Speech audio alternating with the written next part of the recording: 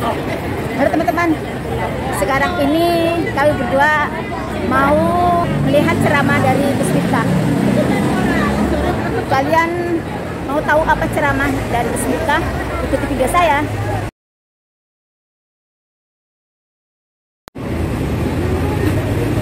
Assalamualaikum warahmatullahi wabarakatuh. Halo everyone, welcome back to my channel Ain Najwa. Sekarang ini aku berada di Masjid Qaulun Islamic Center untuk ngaji bareng bersama Gus Miftah, pimpinan Pondok Pesantren Ora Aji, Sleman, Yogyakarta. Untuk mendapatkan tiket sangat susah karena adminnya mungkin sibuk kerja. Dan di sini juga ada sesi pertama dan juga sesi kedua. Oke teman-teman, ikuti video saya untuk melihat ceramah apa saja yang disampaikan oleh Gus Miftah. Let's go.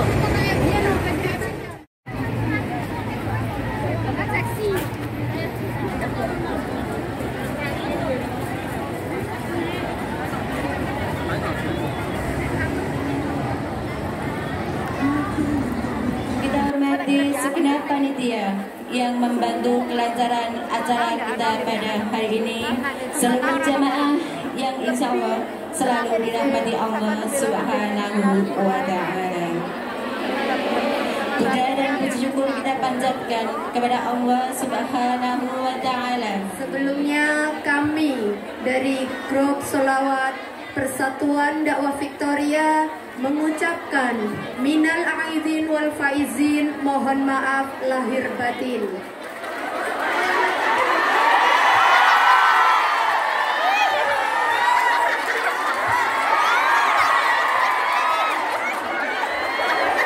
Assalamualaikum warahmatullahi wabarakatuh.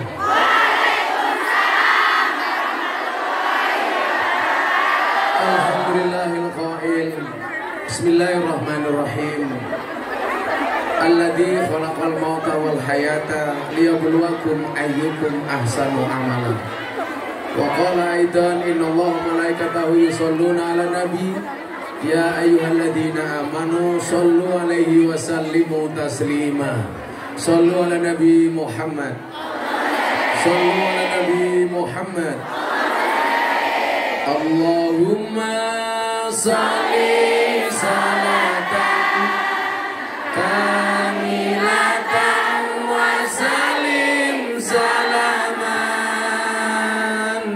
taman ala Sayyidina Muhammadin alladhi tanhalu bihil uqadu wa tanfariju bil kurabu wa tuqada bil hawaiju wa tunalu bil raghaibu wa husnul khawatimi wa yustasqal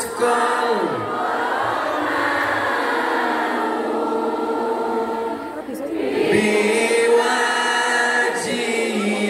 karim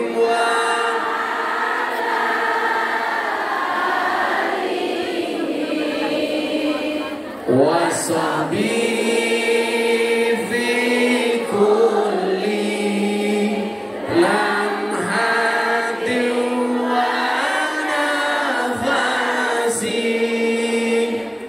wa nafasin bi'adadin kulli Sallu ala Nabi Muhammad. Beli bawang keliru merica. Gus Miftah datang dengan membawa cinta. Makan gorengan, minumnya susu. Hai Kung Yan, I love you.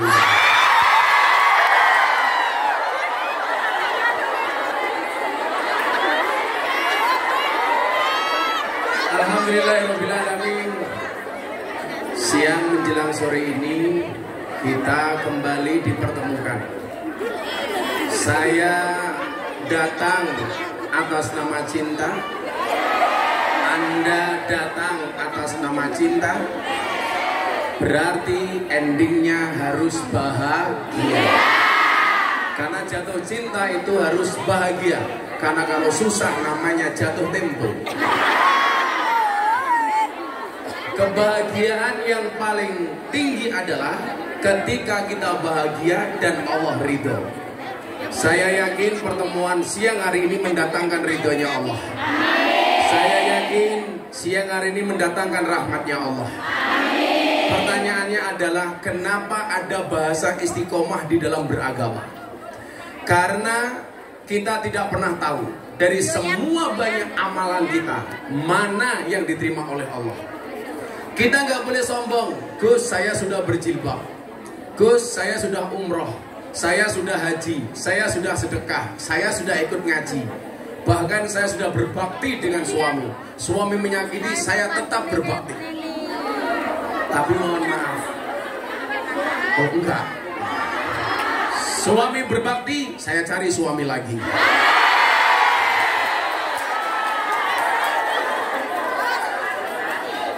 Kenapa kita tidak bisa memilah dan memilih dan terus saja beribadah? Karena kita tidak pernah tahu amal mana yang mendatangkan ridhonya Allah. Bapak Ibu, orang masuk surga itu besok bukan karena banyaknya amal, tetapi karena rahmatnya Allah.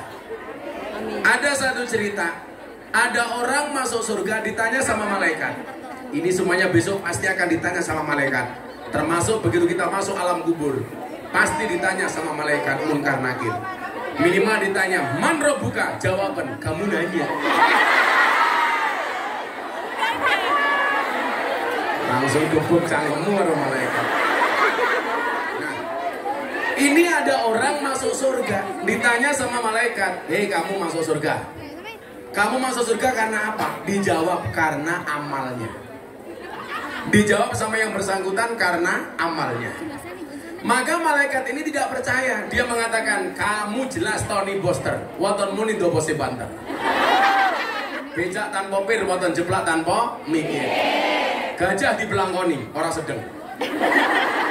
Akhirnya malaikat sowan kepada Allah. Ya Allah ya Rob, kebahagiaan tertinggi hamba itu apa? Dulu ada ustadz yang mengatakan kenikmatan tertinggi di surga itu adalah seks. Menurut saya ini salah besar.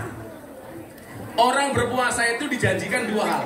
Ada dua kebahagiaan bagi orang yang berpuasa. Satu, saat datangnya buka puasa, betul? Bahagia saat datangnya buka puasa. Kemudian yang kedua apa? Dijanjikan besok di akhirat akan langsung ketemu dengan Tuhannya. Berarti apa? Puncak kenikmatan di surga itu bukan seks, tapi ketemu Gusti Allah. Kalau puncak tinggi kenikmatan surga itu seks, gak usah ke surga, cukup ke sarkem saja. Salah. Ternyata puncak kenikmatan tertinggi adalah besok ketemu dengan Allah. Zat Khalik yang selama ini kita sujud, yang selama ini kita ruku, yang selama ini kita berdoa, besok di akhirat kita akan ketemu langsung. Amin Allahumma. Amin. Tapi bagi mbak-mbak BMI ada 3 kebahagiaan bagi orang berpuasa. 1, buka puasa. 2, ketemu dengan Tuhannya. 3, mokel. Medot. Nah, akhirnya apa? Malaikat bertanya, ya Allah ya Rob, benar tidak hambamu yang namanya Nuris itu, kata Allah, dia masuk surga karena amalnya? Langsung dijawab oleh Allah, ngapusi. Nuris masuk surga bukan karena amalnya. Karena kalau amalnya berat, tiket tahun 2020 baru masuk 2023.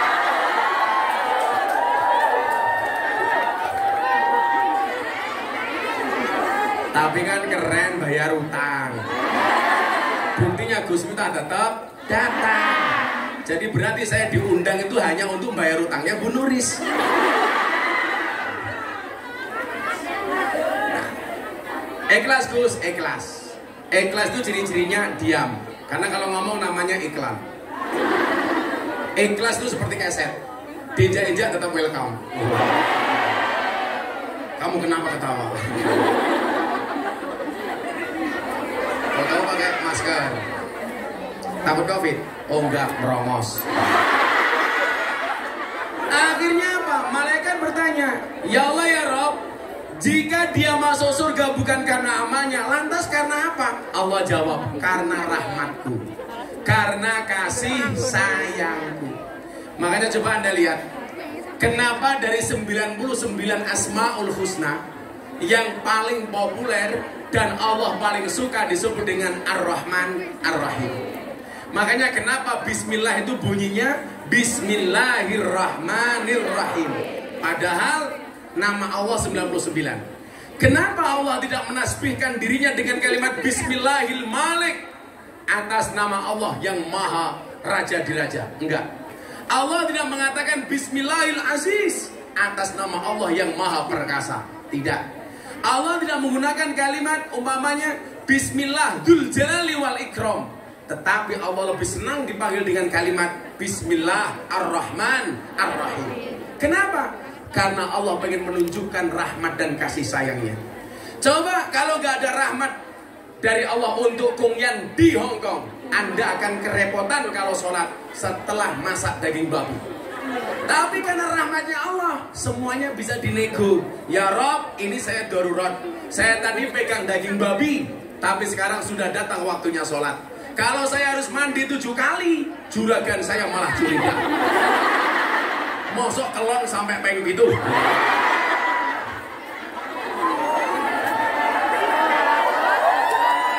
Maka di situ kemudian berlaku mekanisme Rahman dan Rahimnya Allah. Apa bentuknya? Karena dalam keadaan darurat tidak harus mandi sebanyak 7 kali. Karena mohon maaf tidak ada waktu dan pasti akan mendapatkan masalah dengan juragan. Mekanisme Allah berlaku Rahman Rahim. Di saat gak ada makanan sama sekali, yang ada tinggal daging babi, maka Rahman dan Rahimnya Allah berlaku. Apa? Boleh untuk makan daging babi karena gak ada makanan yang lainnya. Maka mohon maaf, bagi saya yang dosa besar itu bukan karena Anda darurat makan daging babi karena gak ada makanan yang lain, tetapi yang paling besar dosanya adalah hati yang menyakiti. Ya. Betul Bu? Pertanyaannya, kamu menyakiti apa tersakiti?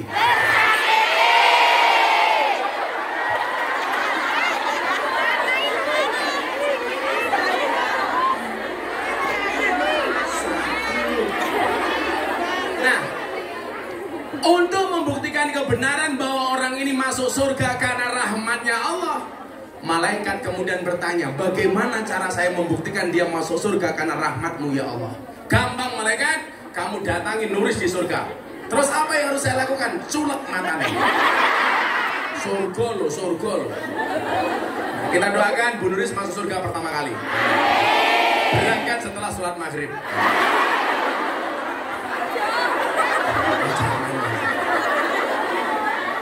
Ya udah, kita doakan Bu Nuris panjang umur. Orang sedunia mati, Nuris hidup sendiri. Akhirnya apa? Benar, ini cerita malaikat mendatangi surga kemudian kembali ketemu dengan Nuris. Hei Nuris, cangkemmu dobos. Kamu katanya masuk surga karena amal, ternyata karena rahmatnya Allah. Akhirnya apa yang dilakukan oleh malaikat? Diambil 1 biji matanya Bu Nuris kemudian ditimbang. Begitu ditimbang ternyata mohon maaf, amal ibadah dari 1 biji matanya cuma 10%. 90% isinya maksiat. Nonton bokeh,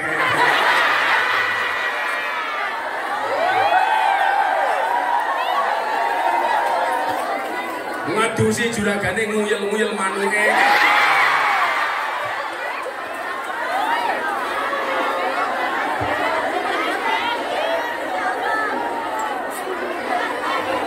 Malah diselendiki kaya pentil iki.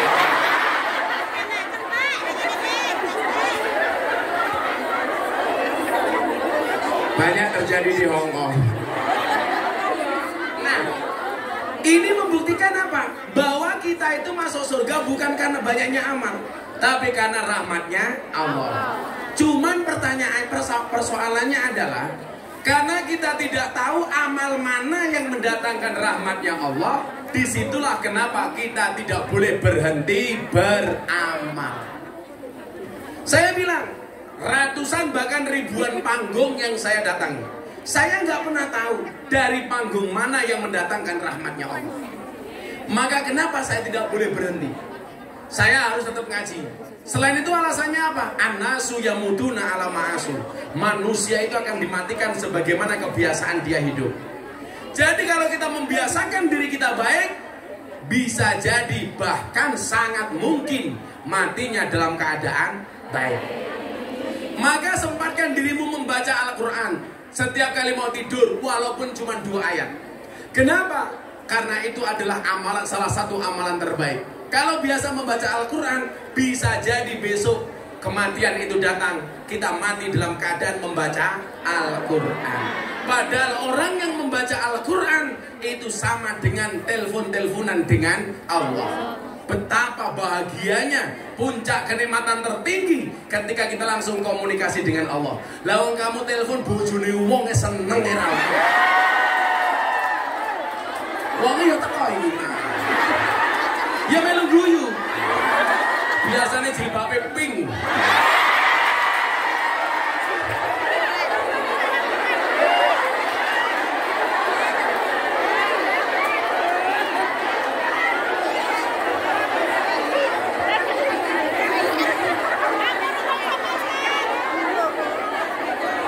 Bagaimana kalau kita teleponan langsung dengan Allah? Karena hakikatnya orang yang membaca Al-Quran itu takalum, itu sedang bercakap-cakap dengan Allah. Orang yang membaca sholawat, hakikatnya dia sedang bercakap-cakap dengan Nabi Muhammad. Maka apa? Jangan pernah berhenti untuk membaca Quran. Jangan pernah berhenti untuk bersolawat. Saya itu bersyukur, Bunda itu sehari minimal membaca sholawat lebih dari 15.000 kali tiap hari. Dulu ketika beliau dioperasi kanker, bahkan tasbihnya belum bisa dilepas dari jarinya. Kenapa? Ketika dioperasi mulutnya tetap bergerak membaca sholawat. Kenapa? Karena kebiasaan dia membaca sholawat. Bojo saya itu mohon maaf, tak kelonnya sholawatan. Ayo bun kelon. Allah. Enak bun.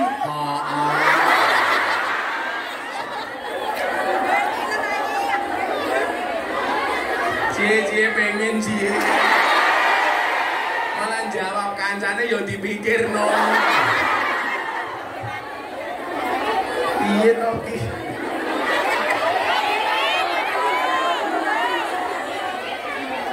Artinya apa? Kita nggak boleh berhenti setiap kali ada pengajian, setiap kali ada kebaikan. Kenapa? Karena kita nggak pernah tahu amal mana yang mendatangkan rahmatnya Allah. Cuman saya meyakini orang itu akan dimatikan sebagaimana kebiasaan hidup. Saya punya teman Ainur Rafiq Lil Firdaus, kita kenal dengan nama Mas Opik Tombo Ati. Ibunya ini seorang hafidhatul Quran, penghafal Al-Quran. Tiap hari darus. Satu saat bertanya, apakah kalau saya biasa membaca Al-Quran, saya mati dalam keadaan membaca Al-Quran? Saya jawab iya. Dan Anda tahu, ibunya Mas Opik meninggal dalam keadaan membaca Al-Quran. Saya di Tuban punya teman kiai. Nah, mohon maaf, di Lamongan, namanya Kiai Imam Sayrozi. Beliau setiap hari pekerjaannya ngaji kayak saya, ngalor ngidul ngetan ngulon. Beliau meninggal dalam keadaan berangkat pengajian. Makanya kenapa saya di mana-mana ngaji, saya pengen mati dalam keadaan pengajian. Sama tahu saya ke Hongkong, Israel datang. Langsung diumumkan di masjid, innalillahi wa inna ilaihi rajiun. Telah meninggal dunia dengan tenang saudari Nuris.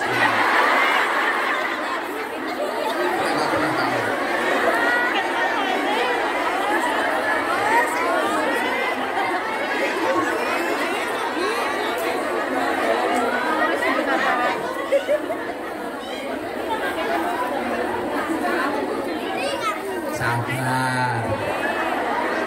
Sabar itu indah. Iya. Ngatur.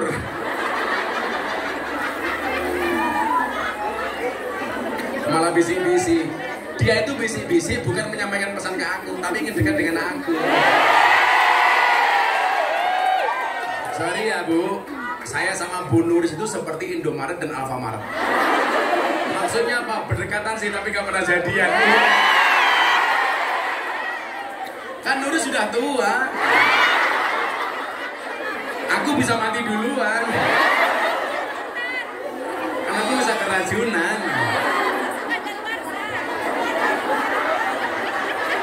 Susu kadaluarsa. Ngawur. Itu bukan kadaluarsa. Susu fragmentasi. Malah kayak Yakult. Nah, cangkemnya menyegarkan. Maka Ibu, gak ada alasan bagi kita untuk tidak berbuat baik. Kiai saya itu, Imam saya Rozi, akhirnya beliau berangkat pengajian dan beliau meninggal dunia dalam keadaan berangkat pengajian. Nah, maka kenapa? Berdiri. Ibu-ibu lebih suka saya duduk apa berdiri? Itulah perempuan. Mana sudah yang berdiri? Wedang orang disuguhkan ngadeg gitu. Oke, setelah minum saya berdiri. Minumnya OTW. Oke, tunggu aja. Panas. Wedangnya telat. Ini yang mau masuk Islam 2 orang ini. Nah, nanti ya. Oke, saya minum dulu baru berdiri.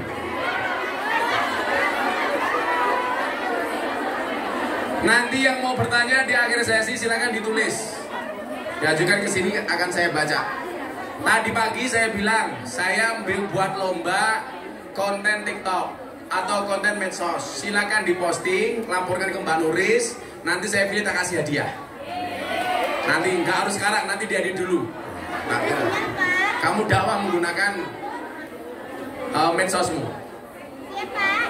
Apa melung keringnya dari meja ini gini ya, di meja.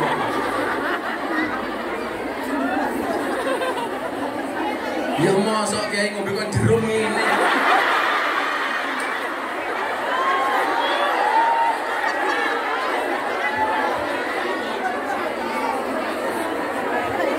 Apa ndasmu ning kene iki?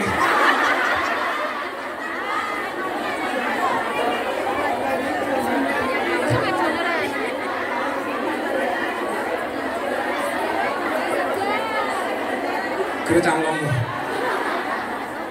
Oke, saya duduk.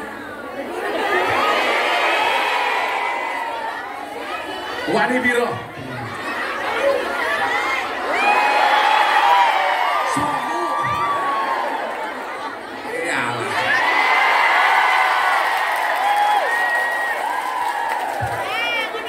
Wis ngaji dinyang. Diatur-atur. Sallallahu alaihi Nabi Muhammad. Ini ya, saya berdiri selawatan dulu ya. Oh, nanti aja. Sangu nih kalau jijik.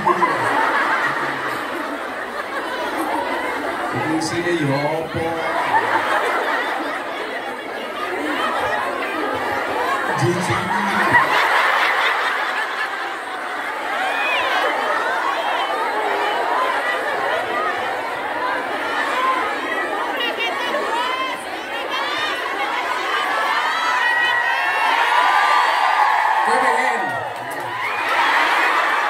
Sallallahu Nabi Muhammad. Maka kemudian apa? Menjadi hamba terbaik itu sebuah keharusan. Maka kenapa kemudian dalam Al-Quran ini akan saya kasih siapakah hamba pilihan itu. Kenapa dalam Al-Quran Allah Subhanahu wa Ta'ala berfirman fastabiqul khairat, berlomba-lomba dalam kebaikan. Yang perlu Anda ingat adalah berlomba-lomba dalam kebaikan itu bukan memperebutkan satu posisi, tapi menjadi yang terbaik di posisi masing-masing. Anda kerja sebagai BMI, jadilah BMI terbaik. Siapa itu BMI terbaik? Satu, yang ketika dia berangkat niatnya baik, ketika bekerja baik, pulang dengan suami tetap baik.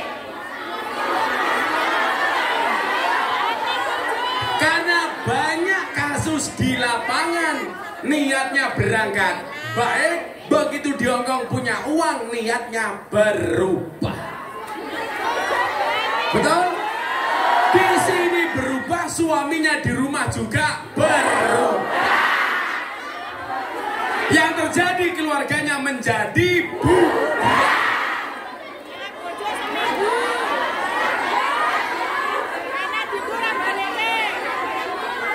Langsung nyanyi rungkat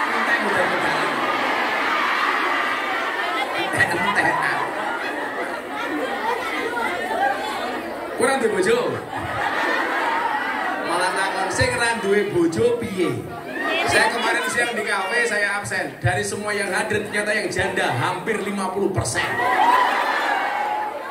Jajal saya ngacung, sing rondo ngacung, sing rondo ngacung.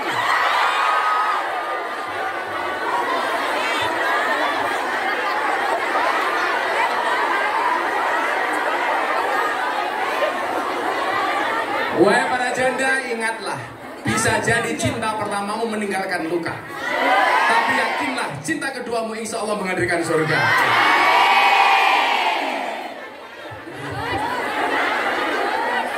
Rondo. Nah, fastabiqul khairat, menjadi yang terbaik di posisi masing-masing. BMI yang baik. Bagaimana menjadi BMI yang baik? Yang pertama, jaga niat dari awal. Niat berangkat ke Hongkong untuk membahagiakan orang tuanya. Begitu Anda punya uang, jangan sampai lupa dengan orang tua. Berangkat ke Hongkong niatnya membahagiakan keluarga, maka membahagiakan keluarga jangan sampai kamu melupakannya. Pengen membahagiakan anak-anaknya, tetap menjadi sebuah prioritas. Jangan pernah berubah walaupun ekonomimu berubah. Jangan pernah berubah walaupun taraf hidupmu berubah. Tetap biasa-biasa wae. Orang hebat itu siapa? Duwe duit, orang duwe duit podo. Duwe duit biasa-biasa wae, orang duwe duit biasa-biasa wae. Tapi kadang-kadang berubah. Berangkat dari Jawa Timur, jilbaban, begitu ning Hongkong, ngelungsumi.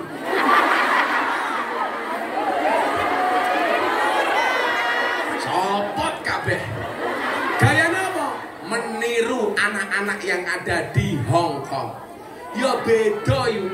Lah bocah Hongkong kuwi nganggo baju seksi wong awake putih bodine apik. Lah bocah Malang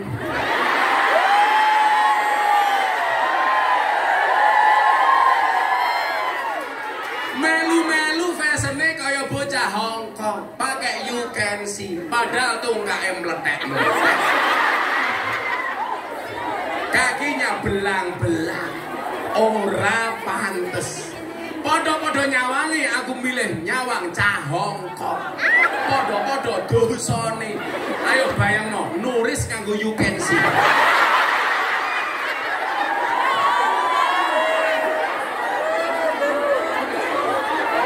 Ki bentuke kaya ngopo? Tapi saya yakin Bu Nuris kalau nyemplung kolam pasti tidak tenggelam. Kenapa? Karena perutnya kayak pelampung.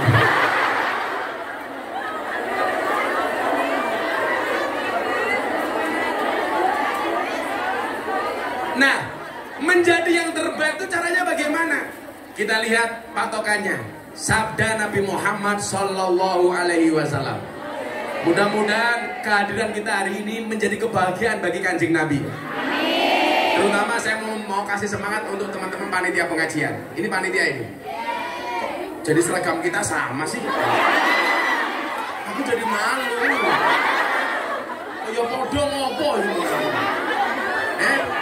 Janjian mata murah.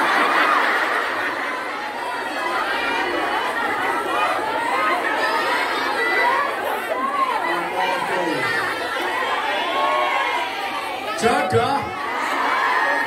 Untung di kamu, rugi di aku.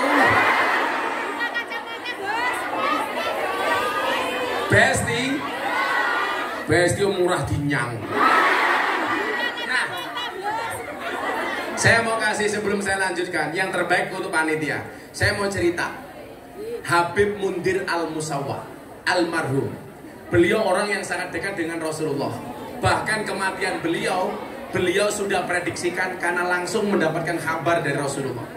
Ketika Habib Mundir kangen dengan Kanjeng Nabi datang dalam mimpinya kemudian mengatakan kepada Habib Mundir, "Mundir, kamu akan bersamaku sebelum usia 40 tahun."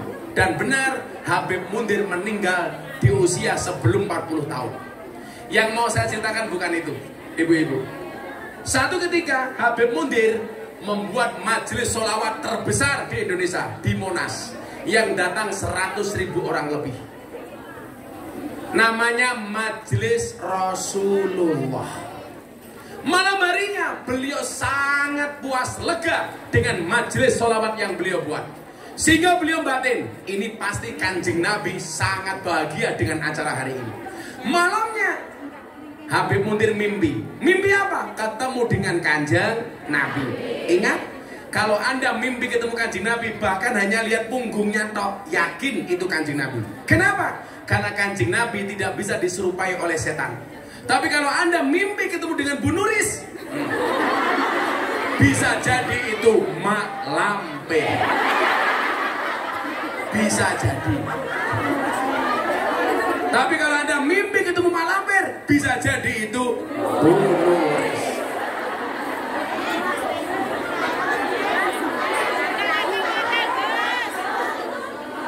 Tapi kalau Anda mimpi ketemu Gus Miftah, bisa jadi itu Sahruhan.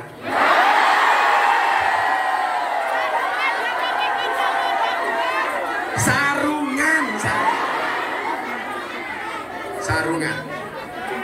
Ini korokan matamu, korokan. Ini sarung yuk. Korokan. Sarung saya ini mahal, apalagi ilmunya goblok.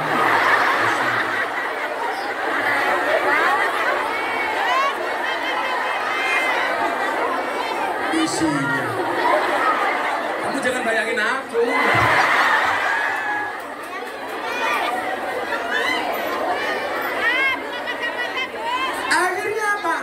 Di dalam mimpi itu Nabi Muhammad kelihatan sangat bahagia. Maka kemudian Habib Mundir bertanya kepada Nabi, "Wahai Nabi," saya doakan semua yang hadir mudah-mudahan dikasih mudah untuk mimpi ketemu dengan Kanjeng Nabi. Caranya gampang, istiqomahkan sholawat minimal deh 1000. Sallallahu ala Muhammad, sallallahu ala Muhammad, sallallahu ala Muhammad. Gak sampai 5 menit kamu nyapu sambil sallallahu ala Muhammad boleh. Pertanyaannya bukan masalah bisa apa nggak bisa, tapi mau apa nggak mau. Saya yakin kita semuanya mampu. Kemudian apa? Habib Mundir bertanya, "Rasul, apa yang paling membuatmu bahagia?" Apa jawaban Nabi Muhammad? "Saya bahagia. Sampaikan salamku." Habib Mundir batin, ini pasti Kanjeng Nabi bahagia dengan saya. Ternyata apa? Nabi Muhammad jawab, "Wahai Mundir, sampaikan salamku kepada mereka yang pasang umbul-umbul. Wahai Mundir, sampaikan salamku kepada mereka yang pasang tenda, kepada semua orang yang terlibat dengan acara itu." Begitu bangun, Habib Mundir langsung batin, tahu seperti itu yang masang umbul-umbul aku sendiri. Artinya apa? Itu hebatnya panitia pengajian. Saya yakin panitia pengajian ini akan dibanggakan oleh Rasulullah. Rumana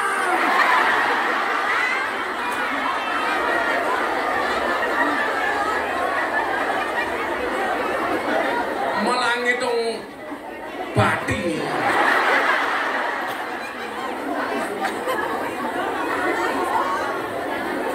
Ototalan sopir. Coba kita lihat bagaimana kemudian Allah mengatakan orang-orang yang terlibat di pengajian itu istimewa. Anda baca satu ayat dalam surat Yasin. Waja'a min aqsal madinati rajulun yas'a. Qala ya qaum ittabi'ul mursalin. Ini artinya apa, Mbak? Ini sangat indah.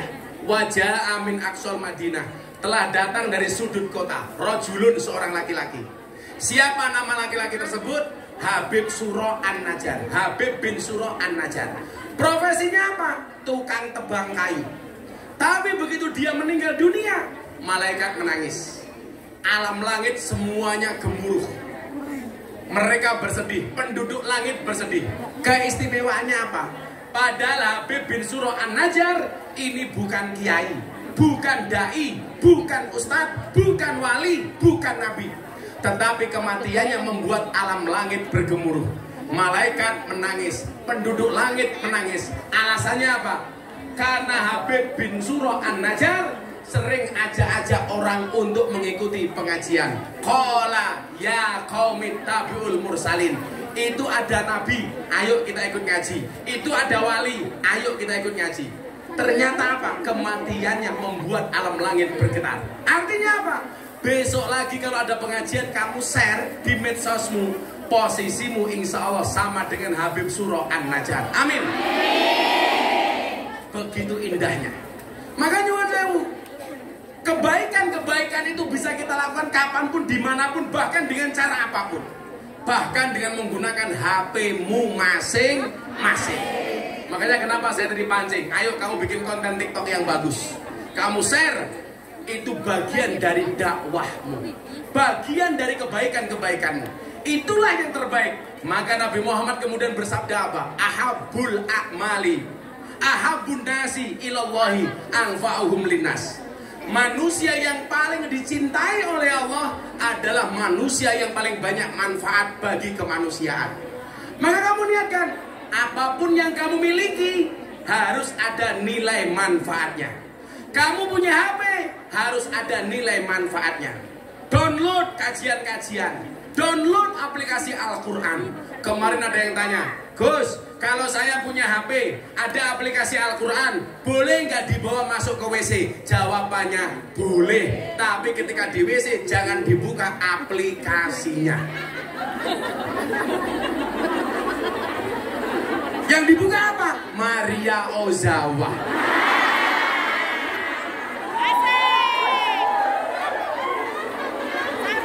Sama halnya kalau Anda punya HP, ada aplikasi porno, masuk masjid boleh apa enggak? Boleh, tapi jangan buka pornonya. Artinya apa? Ada kebaikan dari HP. Itu mau gelonan Facebook kan? HP ini keras yang gaya. Kalau nggak status Facebook ya ini kan teror.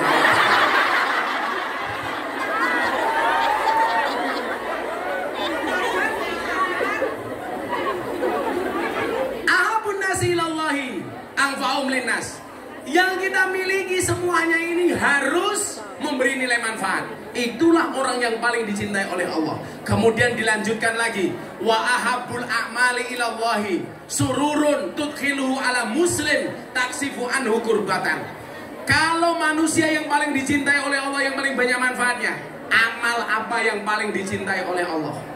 Amal yang paling dicintai oleh Allah itu adalah sururun, ketika kebahagiaan.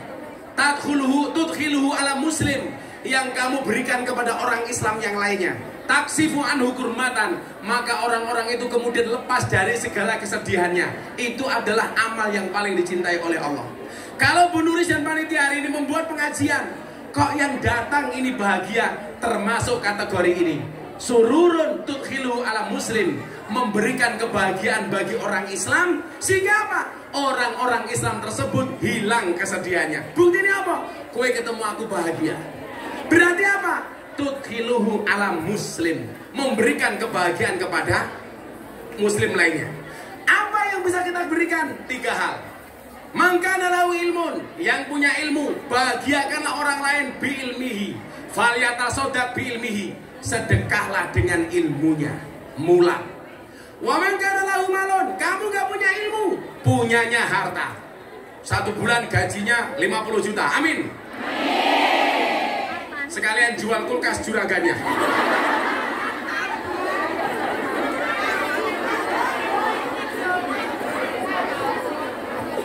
Ora payu. Bisa doakan, mudah-mudahan gajinya besok minimal sebulan 50 juta. Potong pajak 90%.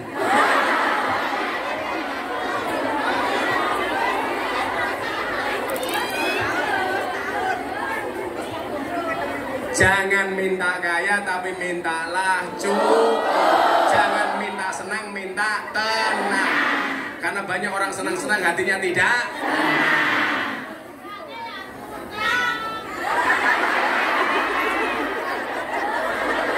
Kakean utang, ketok rupamu kaya kalkulator.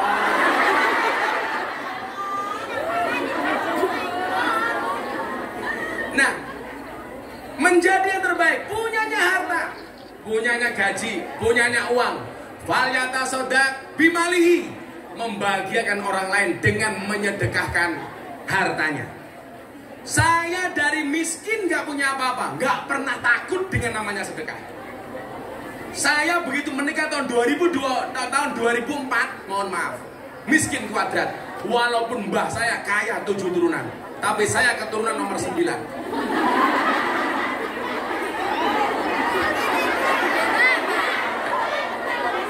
Ada yang dari Jawa Timur, ada yang dari Ponorogo. Saya keturunan ke-9 dari Mbah Muhammad Besari Ponorogo. Miftah Maulana Habibur Rahman, punya Bapak Kiai Muradi, punya Bapak Kiai Muhammad Boniran, Muhammad Usman Jalal Iman Kajonawi Madarum Kiai Ilyas Muhammad Besari. Di atasnya Mbah Anom Besari, di atasnya Mbah Abdullah Mursuk, Mbah Abdullah Mursad, di atasnya Raden Demang, di atasnya Pangeran Demang, di atasnya Panembahan Praworo, di atasnya Susunan Wirasmoro, di atasnya Sultan Trenggono, di atasnya Raden Patah, di atasnya Prabu Brawijaya. Wow. Makanya jangan kaget kalau aku ganteng.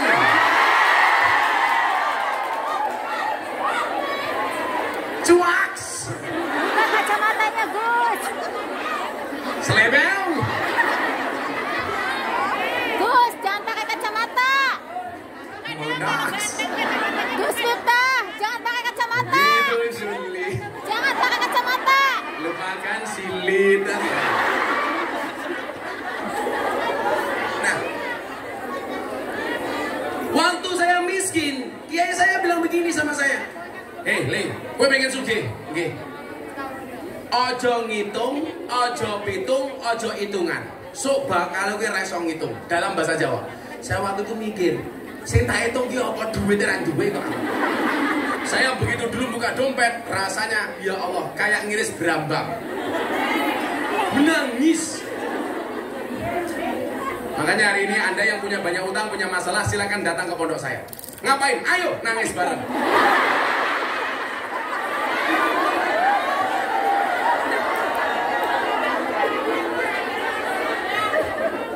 Tapi sekarang istri-istri di Indonesia setelah COVID sudah pintar mencari uang. Maksudnya apa? Dimanapun suami nyimpan uang, pasti ketahuan.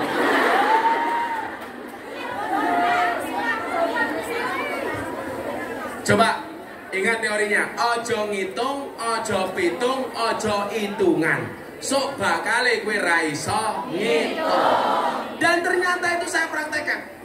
Saya punya uang 50.000, mau sowan guru saya di Pekalongan. Maulana Habib Lutfi bin Yahya Pekalongan. Saya besok tanggal 4 pengajian di sana. Waktu itu istri saya mau beli susu. Anak saya usia setahun, banter-banterin nyusu. Saya bilang sama istri saya, Beb,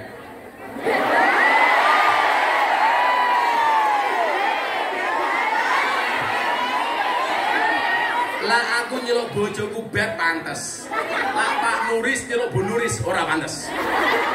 Beb bebek kaya ngene.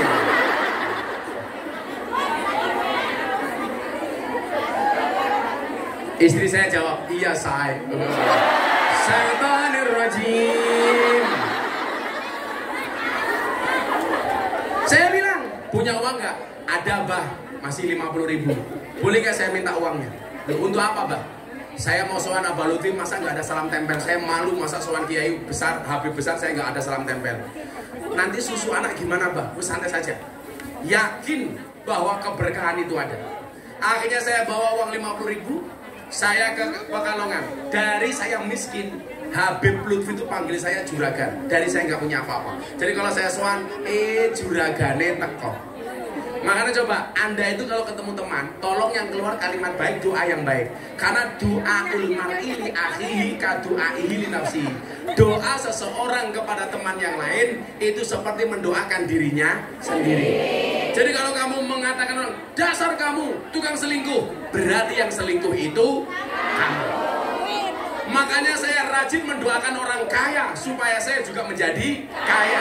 Saya rajin mendoakan orang lain untuk menikah lagi supaya saya.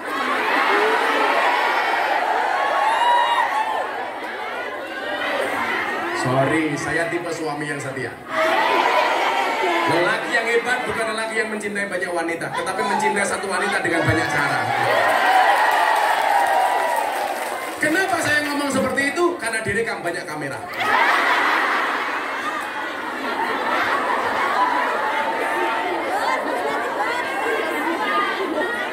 Konangan bojoku modar aku. Nah, akhirnya apa? Saya berangkat ke Pekalongan minta didoakan sama Abah Lutfi. Saya pulang jam 12 malam sampai rumah. Anak saya nangis karena nggak punya susu. Akhirnya apa? Malam itu saya rebutan susu dengan anak saya. Tapi saya berbaik hati. Anak saya tak kasih isinya, saya cukup kemasannya. Tapi yang terjadi apa? Ternyata keberkahan itu nyata. Apa yang kita berikan tidak mungkin kemudian Allah sia-siakan. Yang kemudian menjadikan saya hidup saya enak hari ini adalah keberanian saya untuk tidak hitungan, tidak hitung, tidak ngitung, tidak hitungan, tidak hitungan. Dan ternyata benar. Ketika saya miskin, saya berdoa, Allahumma barik lana. Ya Allah ya Rabb, hari ini saya nggak kuat makan. Tapi satu saat saya harus bisa memberi makan orang. Saya dari dulu rajin puasa, Bu. Kalau saya punya uang 10.000 daripada saya untuk makan, saya puasa, uang 10.000 saya sumbangkan. Dan ternyata hari ini benar, ratusan santri saya semuanya gratis. Dulu saya nggak kuat tidur. Ya Allah ya Rabb, hari ini saya nggak bisa tidur karena nggak punya kamar tidur. Tapi satu saat saya harus bisa membuat nyaman orang tertidur. Dan ternyata benar, santri hari ini semuanya bisa tidur dengan nyaman. Berarti apa? Pola pikirnya ini yang perlu dirubah. Jadi mohon maaf, kalau kamu merasa yang kamu miliki itu mutlak punya kamu, Anda salah. Itu hanya Allah titipkan kepadamu. Yang namanya orang nitip, Allah sudah sampaikan, ini kamu tak titipi, tolong kamu bagi. Bagi kepada siapa? Bagi kepada orang lain. Kalau kamu tidak mau berbagi, kata Allah, maka besok kamu tidak akan saya titipi lagi. Akan saya ambil, dan kamu bukan sebagai orang yang saya titipi, cuman sekedar sebagai seorang penerima. Yang perlu Anda ingat, senikmat-nikmatnya menerima lebih nikmat memberi. Maka dikatakan orang nyumbang lebih baik daripada disumbang. Tapi kamu milih disumbang. Traktir sama traktir bagus mana? Traktir kamu tapi milih ditraktir. Tangan di atas sama tangan di bawah bagus mana? Di atas. Kamu pilih di atas apa di bawah? Di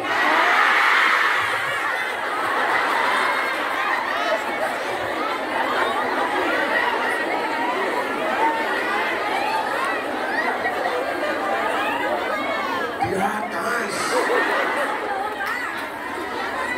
Kalau ada kotak jalan, ada dompetmu $1 sama $100. Yang kamu masukkan $1 apa $100? Hancur. Katanya di atas.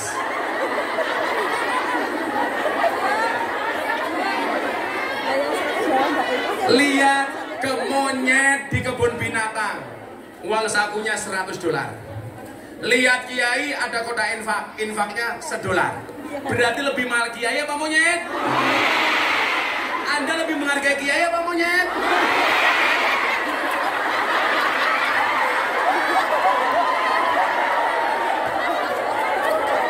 Aku erosi.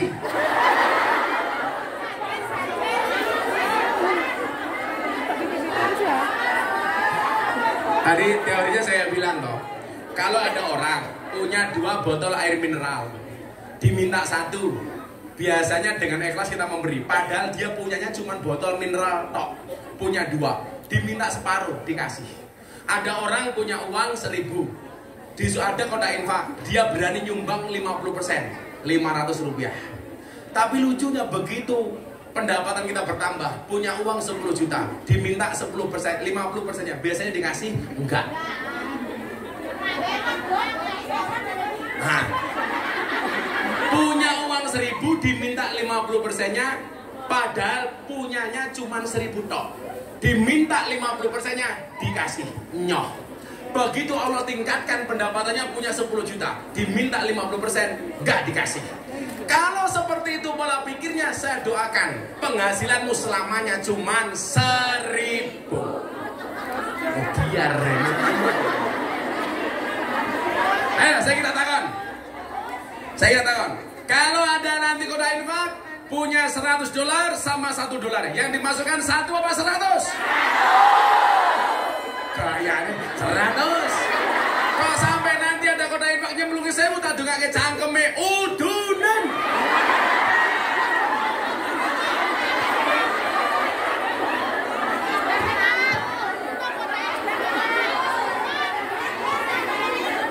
Saya mau ada duit, utang. Jangan nunggu kaya baru bersedekah, tapi bersedekahlah sampai kamu menjadi kaya. Ayo selamatan di segi saja yo. Ayo, terus panitia mau bungo-bungo. 100 orang siji. Apa meneh? Shallu ala Nabi Muhammad. Menengo. Minta sholawat apa? Coba tingkir ngombe dawet, ratau tingkir endase momat. Coba tingkir makan rambutan, orang tau tingkir mendino mikir kungyan ya. Selawatannya Jawa Tingkir ya. Saya kemarin diprotes gara-gara selawat Jawa Tingkir. Yang nyanyi ini kan bocah saya si Percil.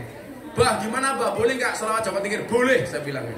Tapi katanya penghinaannya di mana? Lah itu Jawa Tingkir ngombe dawet, loh boleh. Karena zaman Jawa Tingkir adanya cuma degan, kopi sama dawet. Ya nggak boleh itu kalau Jawa Tingkir ngombe boba. Nah, zaman Jawa Tingkir belum ada boba. Mulai cuma santai wae $100 yuk, ramong siji udunen. Cangkeme.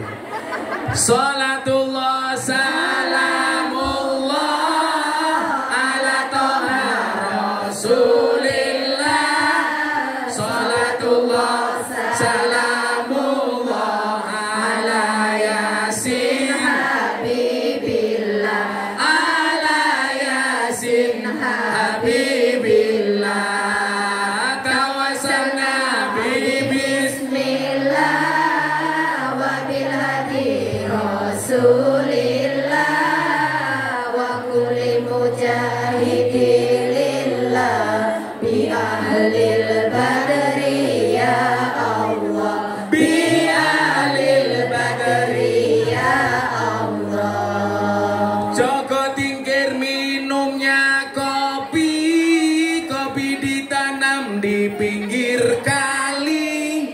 Ayo berpikir tentang negeri ini, kalau bukan kita siapa lagi? Kalau bukan kita siapa lagi? Salatullah salamullah ala toha rasulillah.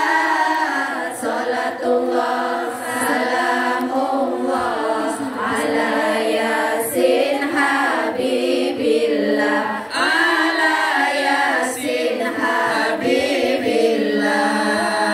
Tawassalna bi bismillah wa bil hadi rasulillah wa kulli mujahidillah bi ahlil badri ya Allah, bi ahlil badri ya Allah. Jalan-jalan di pedesaan, desanya aman bersih terjaga. Sucikan hati, tetapkan iman. Merah putih melekat di dada. Merah putih melekat di dada. Salatullah salamullah ala toha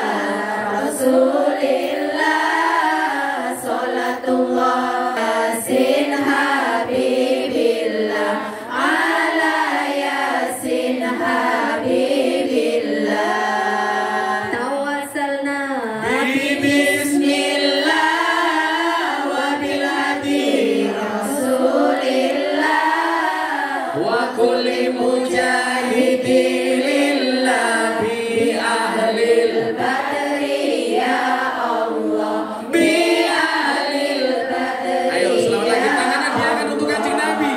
Salatullah wa salamullah ala toha rasulillah.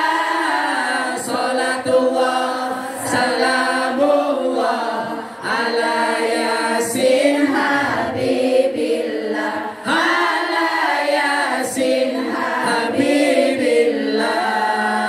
Tawassalna bismillah wa bil hadi rasulillah wa kulli mujahidillah bi ahlil badri ya Allah bi ahlil badri ya Allah. Minum kopi rasanya nikmat, makan gorengan di tengah desa.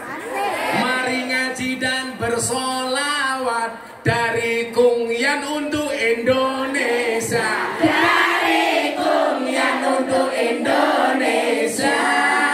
Salatullah wa salamullah ala toha rasulillah. Salatullah salamullah ala yasin habibillah ala yasin habibillah.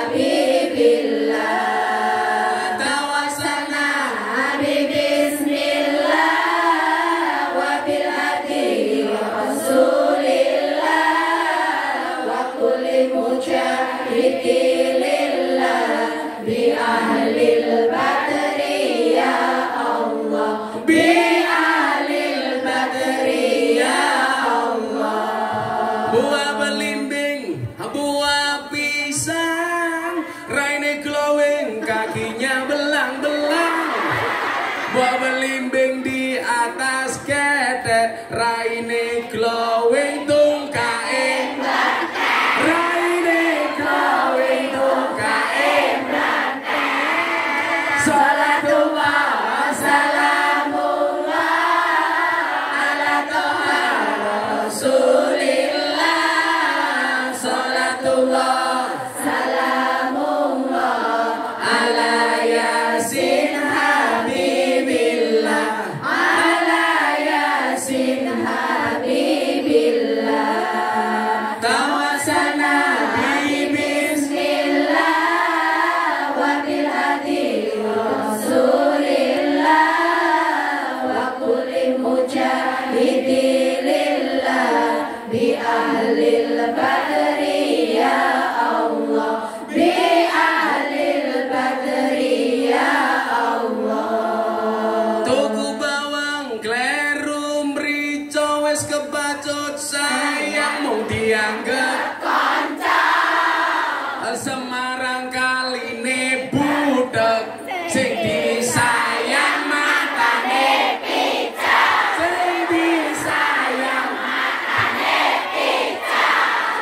Salatullah wa salamullah ala toha rasulillah. Salatullah salamullah ala yasin habibillah ala yasin habibillah. Tawassalna bismillah wa bil hadi rasulillah wa kulli mujahidillah bi ahlil badri ya Allah bi ahlil badri ya Allah. Sallu ala Nabi Muhammad. Beli nongko dapat gorengan, ditinggal kerja bojo malah demenan. Kasih. Selawat sahadat tingkat meja. Mana identitasnya mana yang mau mualaf? Oh tadi ini.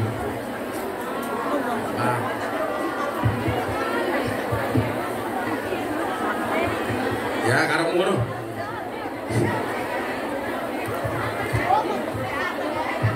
Tes. Dok, jenengan cinta sama Gus Miftah apa mboten?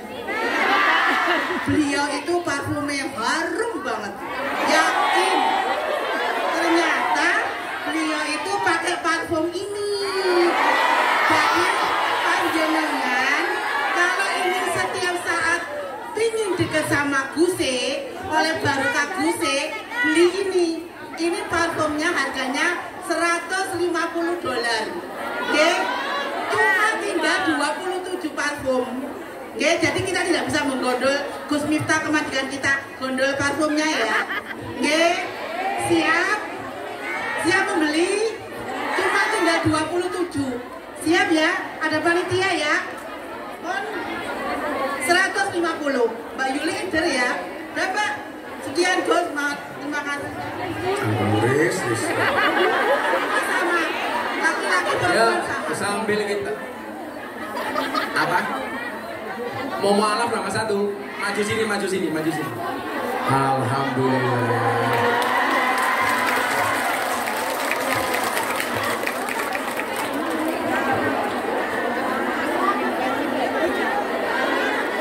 Tulaning sawados ning kali kayu nangka digawe lemari Gus Miftah gagalan sregep ngaji oke kungyan sing jalo di ngaji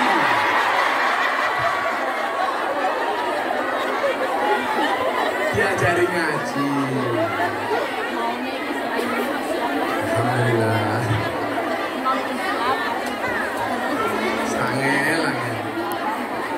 Tiga apa sini dok, sini. Ya sini. Alhamdulillahirobbilalamin, atas izin Allah hari ini kita akan menyaksikan 3 orang bersahadat. Tepuk tangan untuk saudara-saudara kita ini. Ayo di sini. Wes, namanya identitasnya. Ditulis. Namanya dikasih kertas. Yang mau tanya setelah ini silakan ditulis di kertas dikasih panitia. Habis ini kita sesi tanya jawab.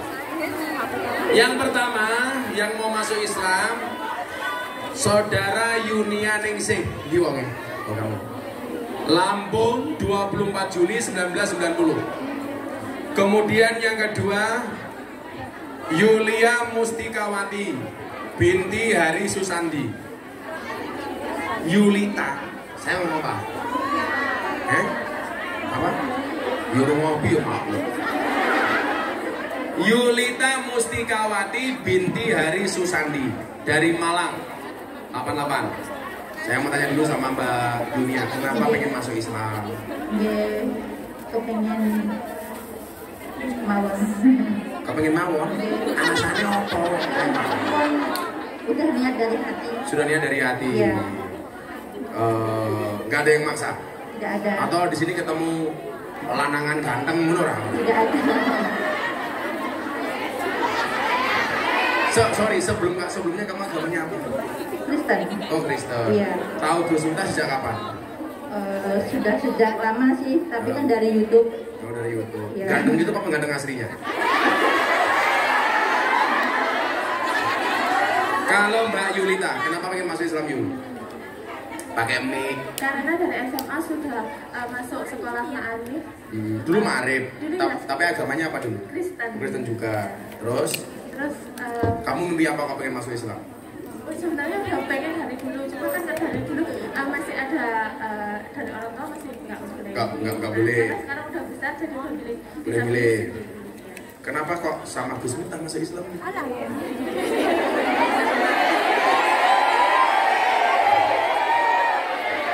Karena ngefans. Sebenarnya dulu pengen sama Seali Jaber. Oh ya udah ke kuburan saja. Seali orang baik. Iya, pas waktu itu saya nggak tahu. Terus sekarang dulu cinta sama Seali ya. Sekarang mau menemuinya? Kita doakan Seali Husnul Fatimah. Kemudian yang ketiga Retno Juminah.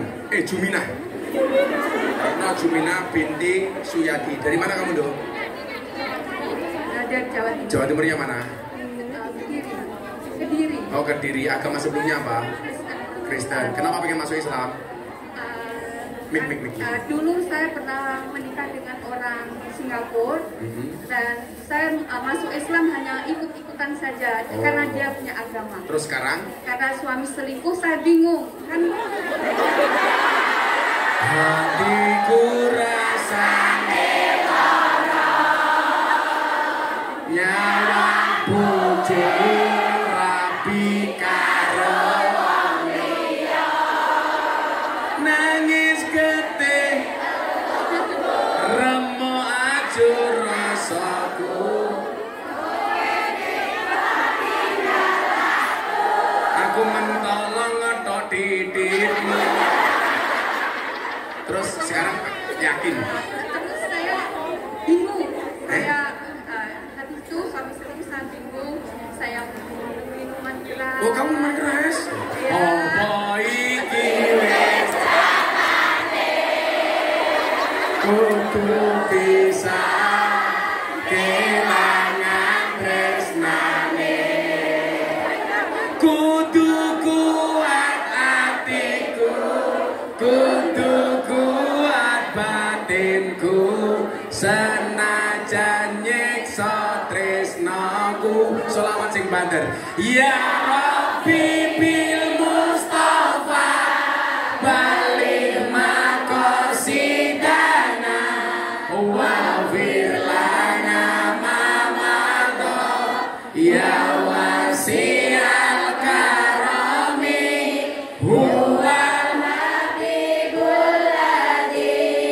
turja syafa'atu likulli hawlin minal ahwali mutahini. Malaikat langsung bengok.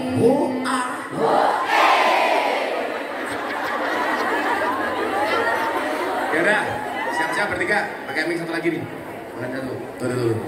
Ditirukan ya bareng-bareng. Bismillahirrahmanirrahim. Semuanya menyaksikan.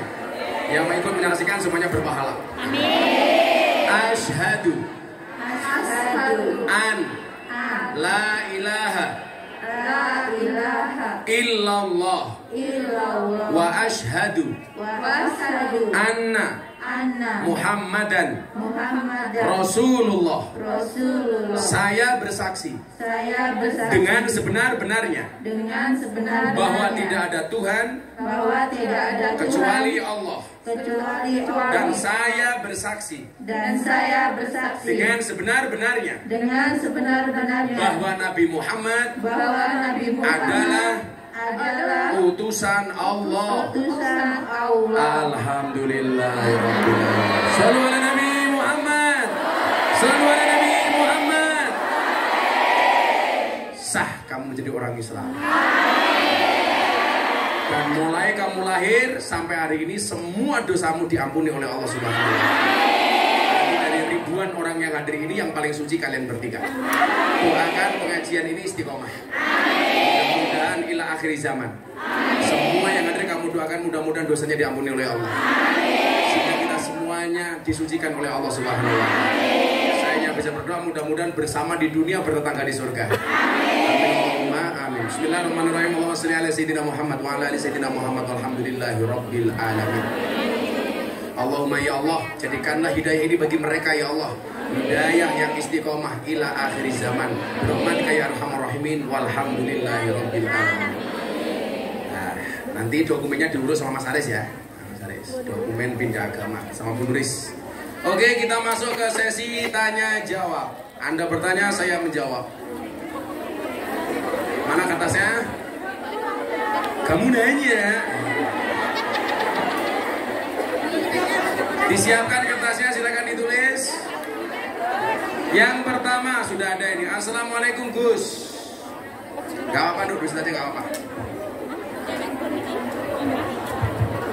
Jangan lupa dikasih nama, yang nulis kertas. Nah, sini dulu, sini. Yang mualaf saya kasih hadiah. Duduk di sini. Mbak Yulita sini semua.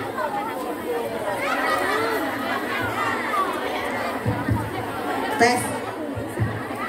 Yang mualaf saya kasih hadiah uang di dolar Singapura, dolar Singapura. Masing-masing $100.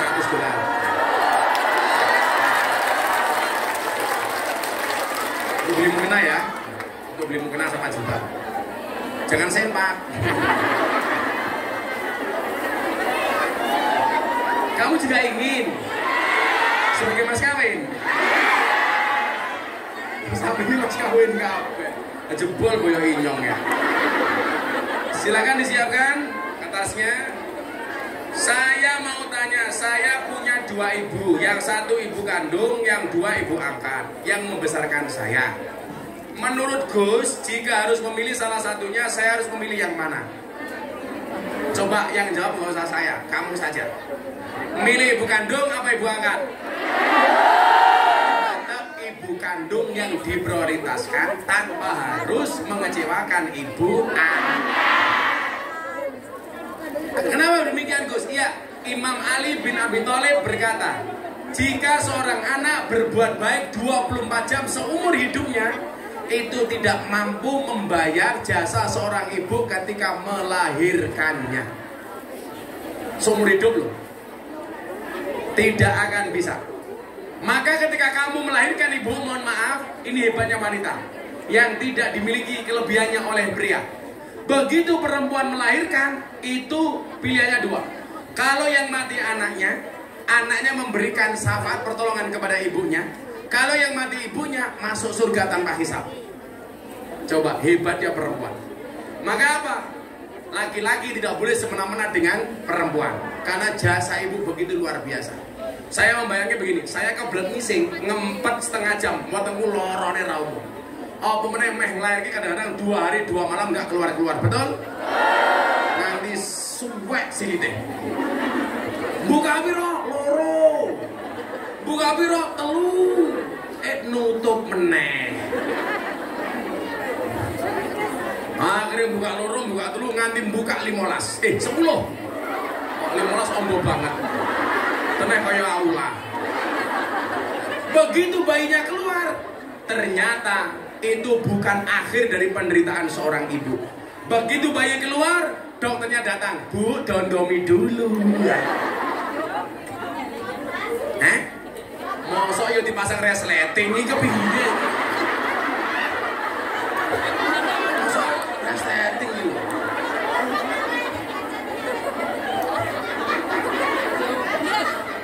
Oke gitu ya, mau utamakan tetap ibu kandung, tapi tetap harus berbuat baik dengan ibu angkat. Jangankan ibu angkat, dengan orang lain saja kita tetap harus berbuat baik. Mana yang lagi? Gak ada kertas Gus, 2 orang bertanya. Yaudah, 2 orang bertanya sini. Ayo siapa yang bertanya? Oh itu ada sini kertas. Sini kertasnya sini, kertasnya sini. Yang bertanya. Sudah ada kertas kok. Assalamualaikum Gus, apa hukumnya ayah tidak menafkahi anaknya? Dari anak yang tidak dinafkahi ayahnya.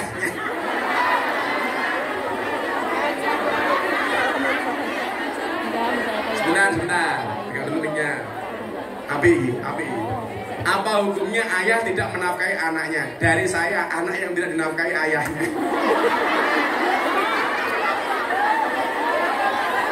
Iki wonge sing ndi wae.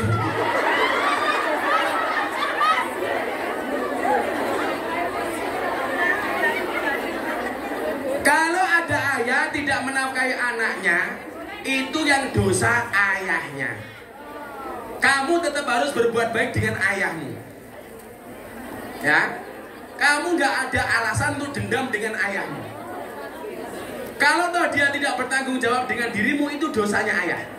Tapi kalau kamu ikut-ikutan tidak berbakti kepada ayahmu gara-gara ayahmu tidak menafkahi, kamu juga ikut-ikutan dosa.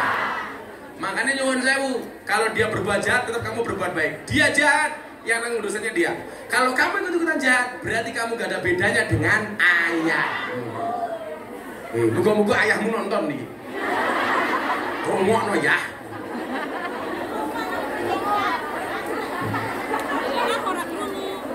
Assalamualaikum Gus, saya anak dari Kadal. Loh. Kendal.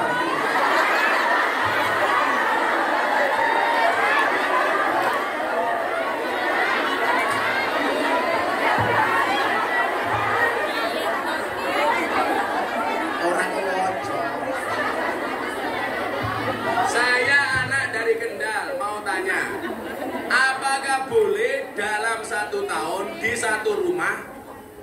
melaksanakan pernikahan. Itu maksudnya gini. Apakah boleh dalam satu tahun di satu rumah melaksanakan pernikahan? Misalnya saya bulan 12, adik saya bulan 6. Mau bendino ya ento.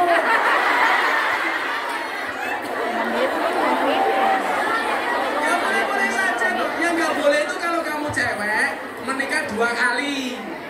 Pertama sama Aris, kedua sama Arus. Nah itu nggak boleh.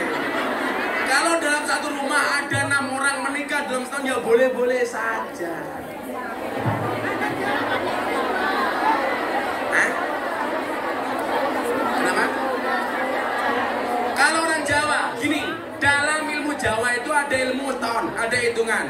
Ilmu weton itu boleh dipelajari, nggak boleh diyakini. Karena weton itu bukan kitab suci. Mama nih, kamu tanya apa? Apa? Udah tahu, kamu tanya apa yang dulu ini? Jumat lagi tidak cocok hidup di air.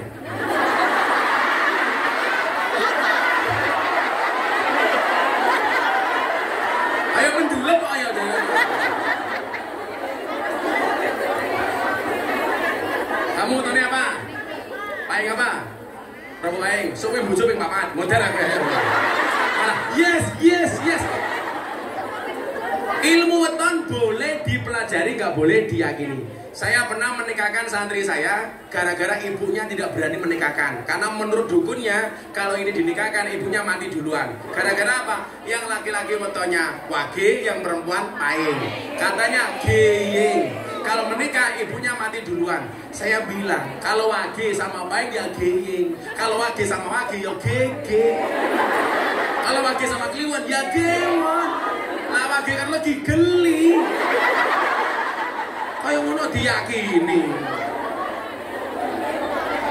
Kayak saya ini umpamanya, weton saya minggu paing. Saya jadi titenan, pengajian rutin di pondok setiap malam minggu paing. Itu saja, nggak lebih. Nggak usah terlalu diyakini. Cukup dimengerti. Tapi memang bagus kalau Anda punya anak lahir minggu paing. Setiap minggu kamu puasani untuk anakmu. Itu bagus, puasa tirakat orang tua untuk anak. Di ilmu titen. Orang bebek 6 yo entuk kok. Loh. Pertama mbake nomor 1. Minggu 2 mbake nomor 2 yo entuk toh.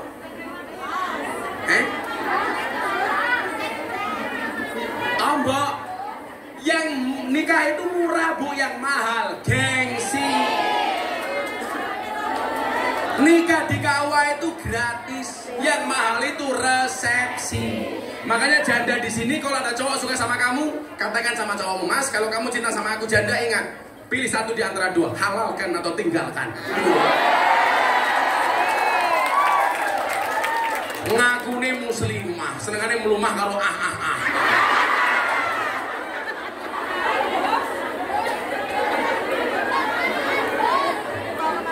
Rabi, ingat, menikah itu membukakan 2 jalan. 1 jalan rezeki, nomor 2 jalan barokah goblok.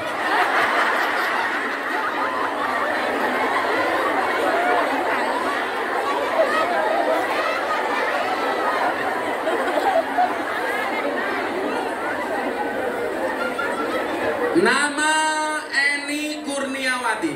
Gus, saya mau bertanya, saya ditinggal bapak sejak bayi tanpa nafkah dan kabar. Umur 31 tahun, alhamdulillah saya bertemu beliau untuk pertama kalinya. Saya sudah memaafkan, tapi saya masih susah berbakti padanya. Apakah saya berkewajiban menafkahi beliau di hari tuanya, sedangkan dia punya 3 anak dan istri yang sekarang? Tetap kamu berbuat baik dengan bapakmu semampunya. Kalau kamu sudah punya suami, tentunya atas izin suami. Karena taatnya anak itu berubah bagi anak perempuan. Kalau anak laki-laki, baik dia menikah, belum menikah, dari belum sampai menikah, tetap taat kepada orang tuanya. Tapi kalau istri, tadinya taat sama orang tua, begitu menikah harus taat kepada suami. Yang perlu Anda ingat adalah, biasanya rusaknya hubungan suami dengan orang tua itu biasanya karena intervensi istri. Hati-hati, Kamu nggak boleh mengintervensi hubungan suamimu sama orang tuanya. Yang perlu kamu tahu, besarnya suamimu karena air susu ibunya, bukan susumu. Loh, apa lah? Alasannya itu bukan susumu. Kamu tahu kenapa namanya susu? Karena jumlahnya 2. Kalau 1 so. Gape. Assalamualaikum warahmatullahi wabarakatuh. Gus, apa hukumnya kawin lari? Aneh.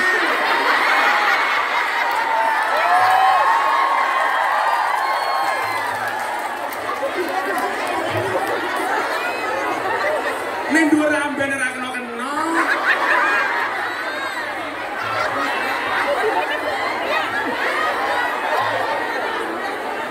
Ayo no.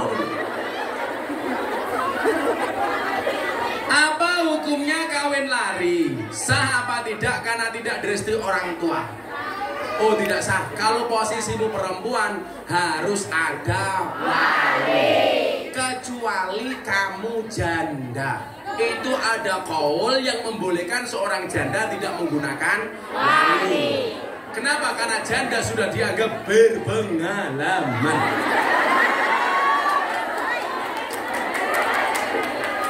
Syarat nikah itu kan harus ada wali, ada saksi, ada mas kawin, ada laki-laki, ada perempuan. Kalau kamu kawin lari, yang menjadi wali sopo. Lagian lu kawin lari, buka kadok.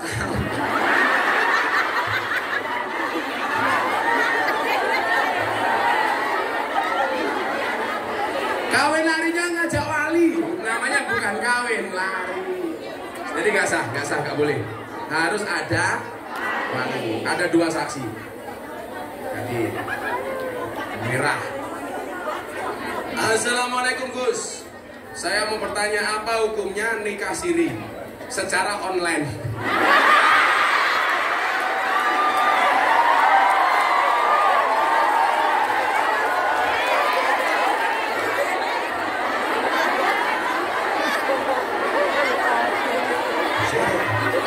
Bolak nikah siri ini online, yo kelonmu.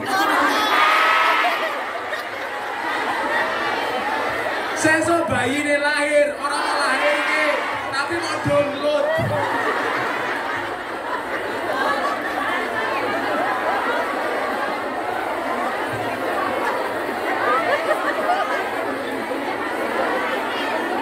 Sama sih nangkon.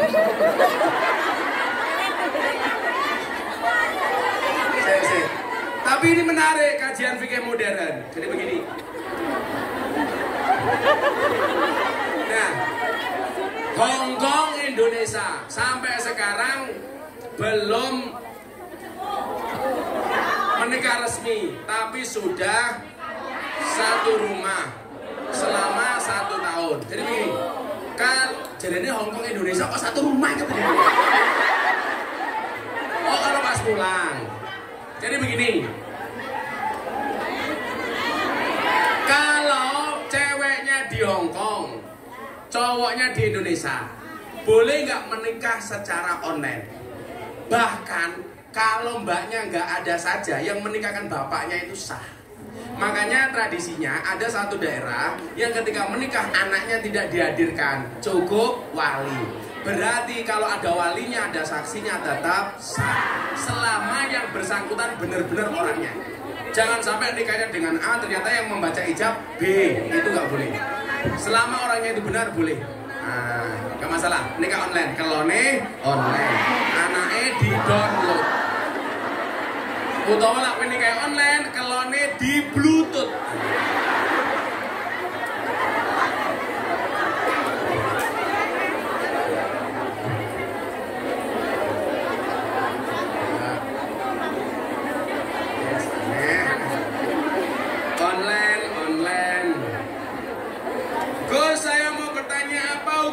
Bagi suami yang tidak menafkahi selama 2 tahun, tapi posisiku kerja di Hongkong dari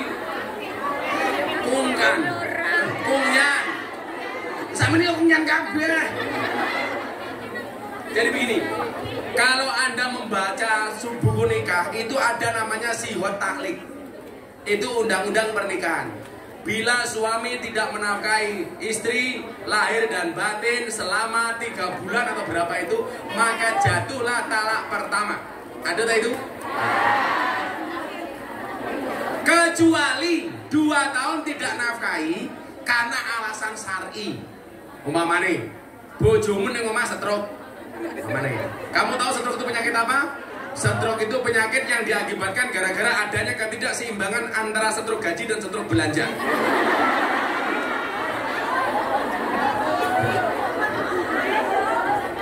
Stroke itu penyakit yang diakibatkan gara-gara senyum yang tidak seimbang. Senyum seimbang itu ke kiri 2 cm, ke kanan 2 cm. Orang stroke senyumnya hanya ke kiri, gak ada yang ke kanan. Nuris, tolong contohkan. Nah, kalau dia mampu kemudian tidak memberikan nafkah lahir dan batin, yaitu jatuh talak. Kecuali masih komunikasi dan fine-fine saja. Tapi kalau istri merasa tidak terima, ya jatuh sudah. Apalagi kalau dia mampu. Minimal komunikasi coba. Alasannya apa? Atau perlu diwakilkan? Cocok. Gus dari Ngawi, gue pengen masake. Oh, ora. Mau bertanya, kalau ibu menikah lagi, apa hukumnya wajib menafkahi sesuai maunya?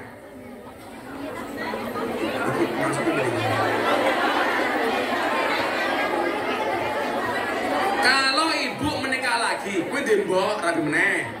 Apa hukumnya wajib menafkahi sesuai maunya? Jadi begini, kewajiban nafkah itu dari suami, dari anak itu berbakti.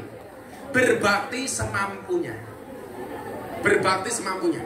Terutama kalau berkaitan dengan kebutuhan pokok.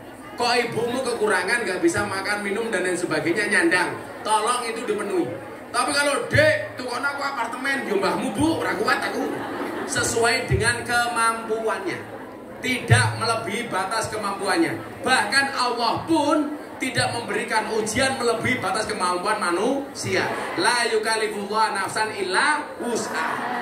Apalagi dengan manusia. Jadi semampunya saja. Terus saya bekerja 9 tahun, hampir semua buat mereka. Kamu bukan manusia, malaikat. Ngeri. Tetapi tidak pernah cukup dan sudah 3 bulan saya tidak tegur sapa. Saya blokir nomornya karena masalah uang. Hukumnya gimana Gus? Kamu blokir, mutus silaturahmi itu dosa. La yadkhuluna jannata qati'un. Kan tidak ngasih bukan berarti harus diblokir. Ya cukup diwaca saja toh. Supaya nggak ketahuan dibaca, hilangkan centang birunya.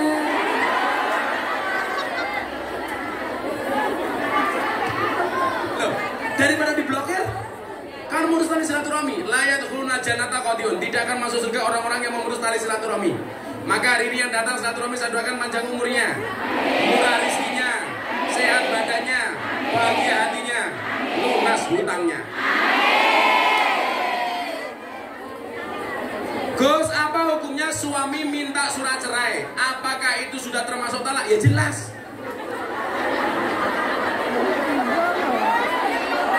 Cerai itu sah bahkan hanya dengan guyonan. Kau tak pegang kapok, sah.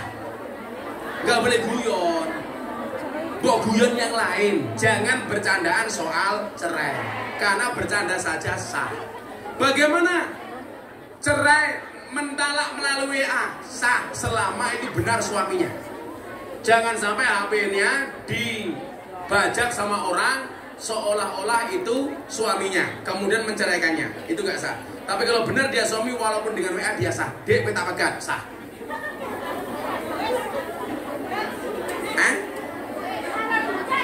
Apakah kalau kembali harus bangun nikah? Kan orang menikah itu ada masa iddah. Sebelum masa iddah berakhir sudah boleh kembali. Tapi kalau mau mantep, tak jadi itu nikah, memperbarui nikah juga boleh. Tapi saran saya jangan gampang mengucapkan cerai. Mendingan mengucapkan menikah lagi. Kalau yang perempuan nggak ada poliandri. adanya poli pantai. Saya dari Probolinggo mau tanya terkait memelihara asu. Memelihara anjing. Apa hukumnya seorang muslim memelihara anjing? Saya mau kasih cerita ya Dok ya. Jadi begini. Ada kiai, ada anjing terluka di tengah jalan. Sama kiai diselamatkan. Dibopong, dibawa pulang, diobati, disembuhkan. Jamaahnya protes. Kiai ini kayak asu najis kok malah dibopong-bopong. Itu kan najis, haram. Jawaban kiainya apa? Bahwa anjing itu najis, iya. Tapi ingat, anjing itu juga makhluknya Allah. Butuh mendapatkan kebaikan dari kita. Soal saya kena najis, iya. Tapi ada mekanisme fikih untuk membersihkan najis. Tapi kewajiban saya sebagai orang harus menolong sesama makhluknya Allah. Soal najis bisa dimandikan. Lah bagaimana hukumnya memelihara anjing? Yang jelas itu bukan anjingmu, tapi anjing majikanmu. Salah satu pekerjaanmu harus memelihara anjingnya. Nah, tadi saya bilang di sesi pertama, saya bilang toh, apa bedanya anjing di Hong Kong sama anjing di Indonesia? Nah, di Hong Kong anjing seperti teman, di Indonesia teman seperti anjing.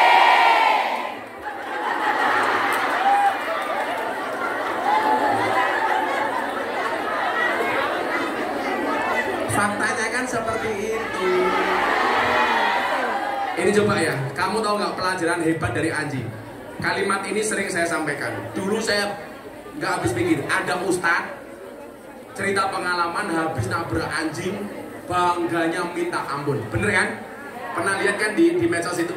Itu logika berpikirnya bagaimana? Bahkan ada anjing yang ditakdirkan masuk surga. Anjingnya Ashabul Kahfi. Ada peribahasa begini Dok. Atimil kalba salasa ayamin sayat guru kafi salasi sanawatin. Berikanlah makan kepada anjing 3 hari, maka dia akan mengingatmu selama 3 tahun. Jadi kalau belajar taat, belajarlah dari anjing.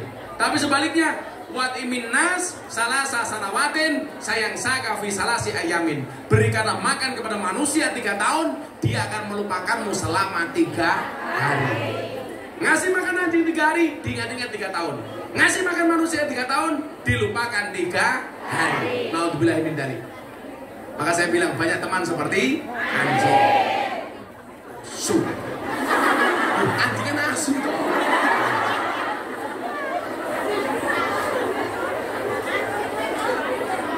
Oh saya fase, karena lingkungan saya itu banyak anjing, karena orang Katolik. Bu Nuris datang ke pondok saya dicegat asu. Hop hop hop hop hop. Apa hukumnya seorang suami tidak memenuhi nafkah batin kecuali sang istri yang selalu minta duluan?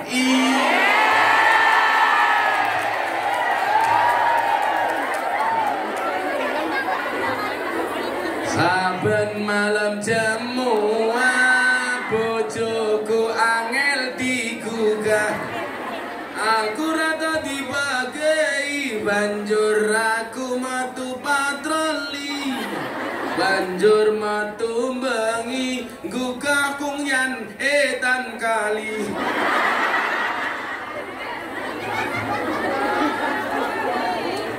Ya Allah, jadi gini loh, boleh nggak istri itu minta duluan? Boleh, sangat boleh.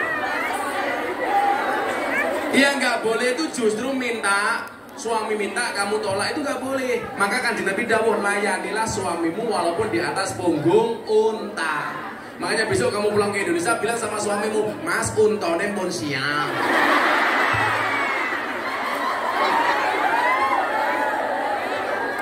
Tapi saya capek Gus, bagaimana kalau kamu capek? Bilang, Mas kula kesel prasmanan nggih.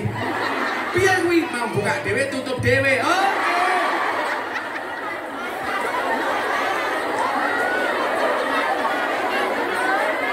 Intinya istri boleh minta duluan. Siapa yang sampai duluan? Istrinya. Aku malah ngomong ke aku toh. Karena aku jadi bingung. Minta duluan gak apa-apa. Berhubung Hubungan suami istri itu pahalanya sama dengan membunuh Yahudi 40. Makanya kalau saya sebagai suami, ayo bun mateni Yahudi. Oke. 2 kali, ayo bun mateni Yahudi. Oke. Sampai ke 5 kalinya. Ayo bun mateni Yahudi. Istrinya jawab, sorry bah, kalau begini Anda tidak bunuh Yahudi, tapi bunuh saya.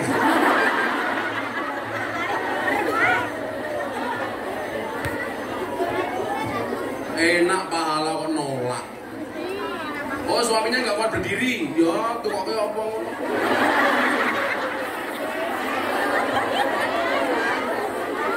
Gimana hukumnya korban yang bersama-sama ikut arisan? Boleh, boleh. Asalkan ada keterangan ahli waris. Artinya kalau sampai dia mati dilanjutkan sama ahli waris. Ini terutama bagi yang sudah dapat. Kok sudah dapat masih kurang 5 putaran, yang sudah dapat kok mati, kan berarti ahli warisnya punya tanggung jawab. Ya nggak boleh kalau tidak ada ahli warisnya. Pertanyaannya yang meneruskan siapa? Berarti dia punya hutang. Padahal siksa kubur paling berat gara-gara hutang. Maka teman-teman Kungyang jangan rusak persaudaraanmu hanya gara-gara hutang. Rungokno. Urung duwe utang cedak, begitu duwe utang. Betul? Ingat, sahabat yang baik itu bukan menjelekkan antara satu dan yang lainnya, tapi menjelekkan orang lain bersama-sama. Wes, ya terakhir. Terakhir. Sudah jam 5:30.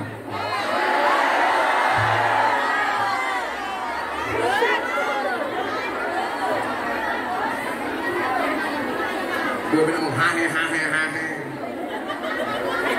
Coba, saya kemarin landing langsung ngaji, saya besok landing Jakarta langsung ngaji. Ini saya tadi kesini ditelepon sama Pak Menteri Perdagangan Zulkifli Hasan. Gus, salam untuk Mbak-mbak. Ya, saya sampaikan salamnya Pak Menteri Perdagangan. Tadi pas saya di sana juga ada Mas Uya. Nah, tadinya mau ikut. Kalau Mbak Nurus gak entuk kok. Ribet. Ya besok insya Allah kapan-kapan Mas Uya dan artis-artis yang lain saya ajak ya. Termasuk Lucinta Luna.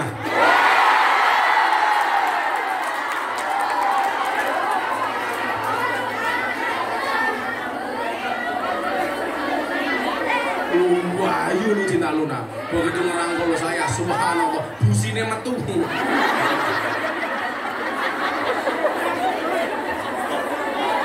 Jadi saya itu bersyukur ya, bukan karena masalah sayanya. Saya itu bersyukur sekarang Kiai NO bisa diterima di kalangan para artis dan silit British.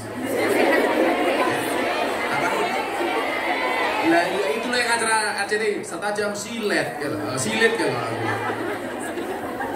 Mau tanya, kalau suami menghabiskan uang hasil kerja istri selama merantau, apa hukumnya? Ganti bojo.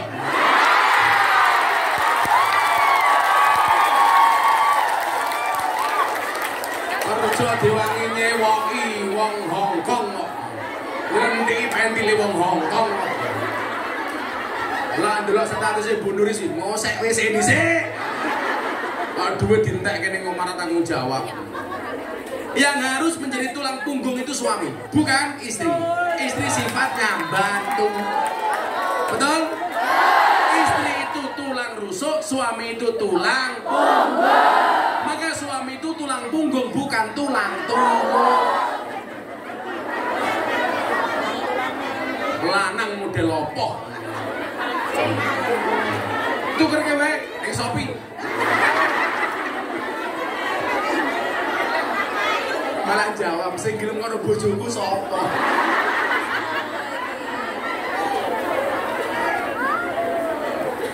Ini banyak cita-cita di medsos, pulang kerja di rumah malah suaminya menghabiskan uang.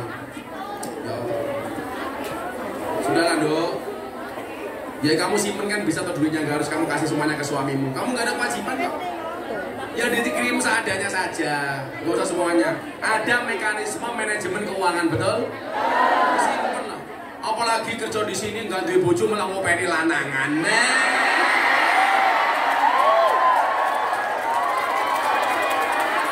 Ge apa? Gue sing ayem wae lho.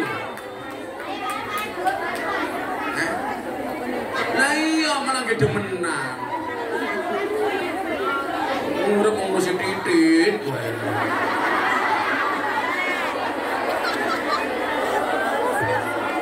Wong ya teko iki. Ya melu guyu. Jilbabe coklat.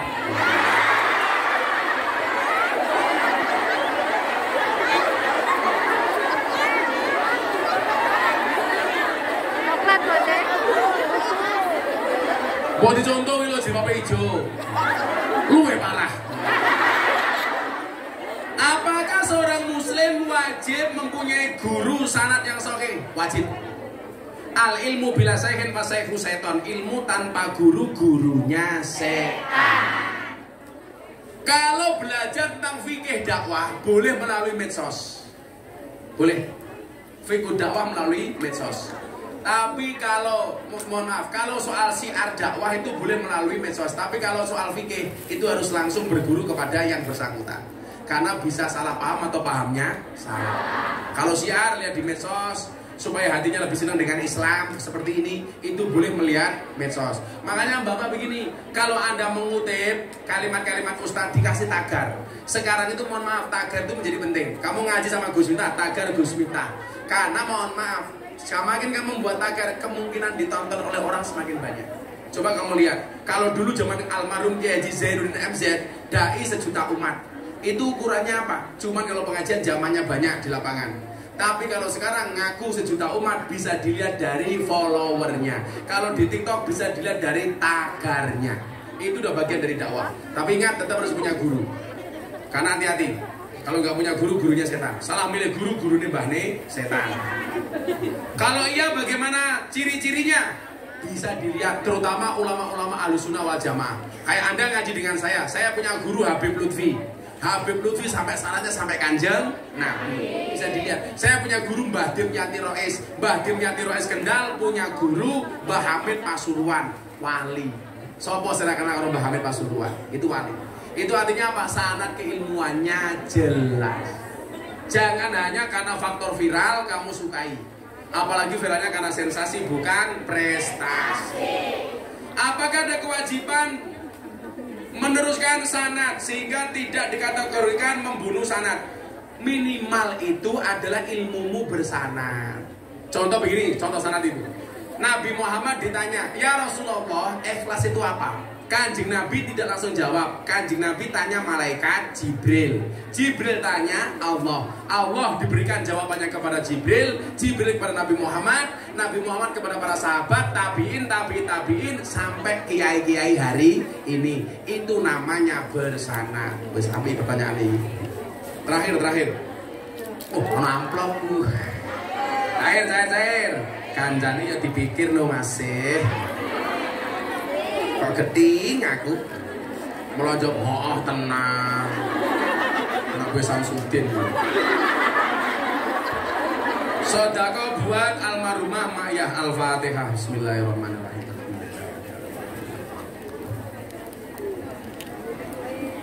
Alhamdulillahirabbil alamin, sudah 7:30 malam.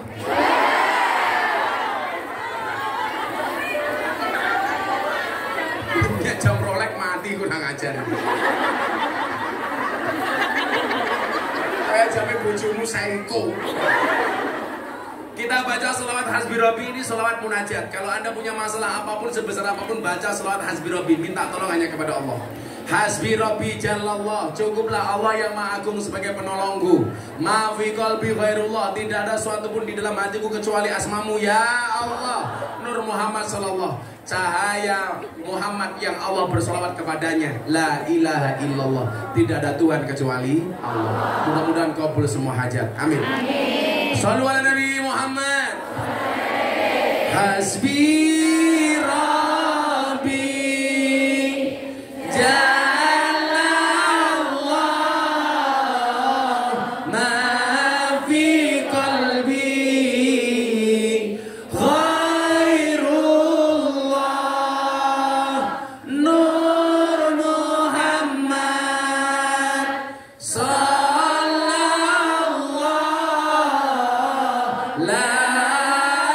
ilaha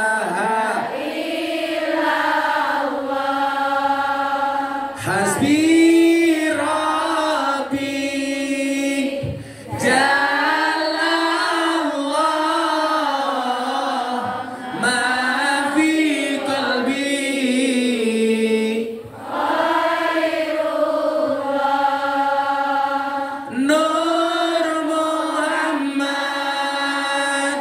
sallallahu la ilaha illallah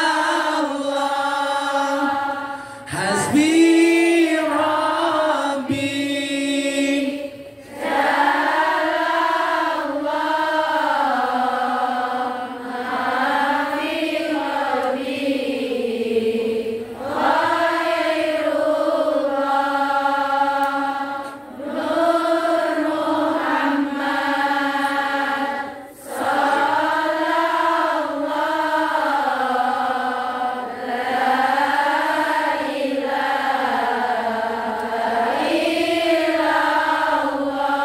Bismillahirrahmanirrahim. Allahumma shalli ala sayyidina Muhammad wa ala ali sayyidina Muhammad walhamdulillahi rabbil alamin. Hamdan syakirin, hamdan na'imin, hamdan yuafi ni'amahu wa yukafi'u mazidah. Ya Rabbana wa lakal hamdu kama yanbaghi li jalali wajhikal karimi wa 'azimi sultanik. Ya Allah ya Rabb, puji syukur kami tak terhingga ya Allah atas semua anugerah karunia nikmat rezeki yang Kau berikan kepada kami ya Allah, atas karunia kesehatan, atas karunia kenikmatan dan lain-lainnya berkat rahman dan rahim-Mu ya Allah. Untuk itu ya Allah, izinkan kami sore hari ini ya Allah bermunajat kepadamu, mengangkat kedua tangan kami, mengkhusyukkan hati dan pikiran kami. Terima kasih kami ya Allah kepada semua nikmat-Mu. Terima kasih kami ya Allah terhadap semua anugerah-Mu. Terima kasih kami ya Allah dari semua rezeki-Mu ya Allah. Ya Allah ya Rabb, jadikan acara siang hari ini ya Allah menjadi wasilah, menjadi perantara kami mendapatkan rahman dan rahim-Mu, menjadi wasilah bagi kami mendapatkan rahmat-Mu, menjadi wasilah bagi kami untuk mendapatkan ridho-Mu ya Allah. Siapapun yang hadir siang hari ini ya Allah dalam keadaan bersedih, Kau bahagiakan ya Allah. Siapapun yang datang dalam keadaan susah, Kau senangkan ya Allah. Siapapun yang datang dalam keadaan sakit, Kau angkat semua penyakitnya ya Allah, Engkau sembuhkan ya Allah. Siapapun yang berhajat, Kau kabulkan semua hajat-hajatnya ya Allah. Ya Allah ya Rabb, jaga diri kami ya Allah, jaga keluarga kami ya Allah, jaga suami kami ya Allah, jaga anak-anak kami ya Allah. Satukan kami di dunia ini dengan kebaikan ya Allah, dan satukan kami besok di akhirat di dalam surga-Mu ya Allah, birahmatika ya arhamar rahimin. Ya Allah ya Rabb, jadikanlah kami hamba-hamba yang bermanfaat, bermanfaat bagi diri kami, bermanfaat bagi keluarga kami, bermanfaat bagi pasangan kami, bermanfaat bagi anak-anak kami, wabil khusus bermanfaat bagi kedua orang tua kami ya Allah. Ya Allah ya Rabb, panjangkanlah umur kedua orang tua kami ya Allah. Jadikanlah kami anak yang bisa berbakti kepada mereka ya Allah. Jadikanlah kami anak yang soleh-solehah bagi mereka ya Allah. Jadikanlah kami anak yang birrul walidain kepada mereka ya Allah. Ya Allah ya Rabb, bahagiakanlah orang tua kami sebagaimana mereka membahagiakan kami ya Allah. Senangkanlah mereka ya Allah sebagaimana mereka menyenangkan kami ya Allah. Izinkan kami sebagai anak-anaknya ya Allah untuk membalas semua kebaikan-kebaikan mereka ya Allah. Izinkan kami sebagai anaknya ya Allah untuk bisa menuntun mereka ziarah Makkah Madinah, untuk bisa membawa mereka ziarah haji dan umrah ya Allah, birahmatika ya arhamar rahimin. Untuk itu ya Allah, kami mohon kepadamu ya Allah, panjangkanlah umur kami dalam kebaikan, panjangkanlah umur orang tua kami dalam kebaikan ya Allah. Ya Allah ya Rabb, berikan kepada kami kebaikan di dunia ini ya Allah, dengan kehidupan yang layak, ekonomi yang mapan, pekerjaan yang lancar, keluarga yang sakinah, keturunan yang soleh-solehah, dan berikan pula kepada kami kehidupan yang istiqomah. Berikan kepada kami kebaikan kelak di akhirat ya Allah. Jauhkanlah kami dari siksa kubur, jauhkanlah kami dari siksa neraka, jauhkanlah kami dari siksa di padang mahsyar, dan jadikan akhir hidup kami husnal khatimah. Dan suatu saat ketika Engkau panggil kami ya Allah, jadikanlah akhir kalimat yang keluar dari mulut kami ya Allah, biqauli la ilaha illallah, la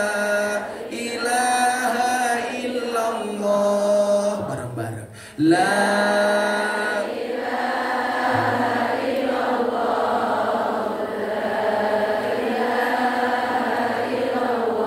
la ilaha illallah, la ilaha illallah,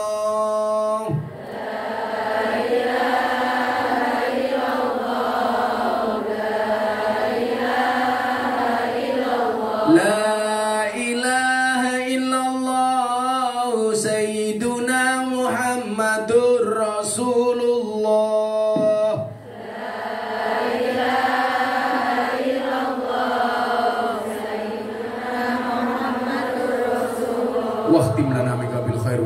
nasirin birahmatika ya arhamar rahimin. Rabbana atina fid dunya hasanah fil akhirati hasanah wa qina adzabannar. Walhamdulillahi rabbil alamin. Subhanakallahumma bihamdika asyhadu an la ilaha illa anta astaghfiruka wa atubu ilaik. Walhamdulillahi rabbil alamin. Hadiah Fatihah untuk semua hajat kita. Pas iyyaka na'budu wa iyyaka nasta'in diulangi 11 kali. Ala hadiniyah Al-Fatihah. Bismillahirrahmanirrahim. Alhamdulillahi rabbil alamin. Ar-Rahmanir Rahim. Maliki yaumiddin. Iyyaka na'budu wa iyyaka nasta'in. Iyyaka na'budu wa iyyaka nasta'in. Iyyaka na'budu wa iyyaka nasta'in. Iyyaka na'budu wa iyyaka nasta'in. Iyyaka na'budu wa iyyaka nasta'in. Iyyaka na'budu wa iyyaka nasta'in. Iyyaka na'budu wa iyyaka nasta'in. Iyyaka na'budu wa iyyaka nasta'in. Iyyaka na'budu wa iyyaka nasta'in. Iyyaka na'budu wa iyyaka nasta'in. Iyyaka na'budu wa iyyaka nasta'in. Ihdinas siratal mustaqim. Siratal ladzina an'amta 'alaihim ghairil maghdubi 'alaihim. Terima kasih hadanallahu wa iyyakum ajmain. Assalamualaikum warahmatullahi wabarakatuh. Bentar. Panjenengan kepingin guse kesini kembali enggak? Pengen terus jenengan tengwa apa enggak? Terus kalau bunda minta sesuatu dikabulkan enggak? Dikabulkan ya? Jelas? Sekarang saya mohon minta barisannya ini dikasih setapak untuk guse ke kamar. Oke? Nek jenengan mano tak undang ne maneh. Ya. Assalamualaikum warahmatullahi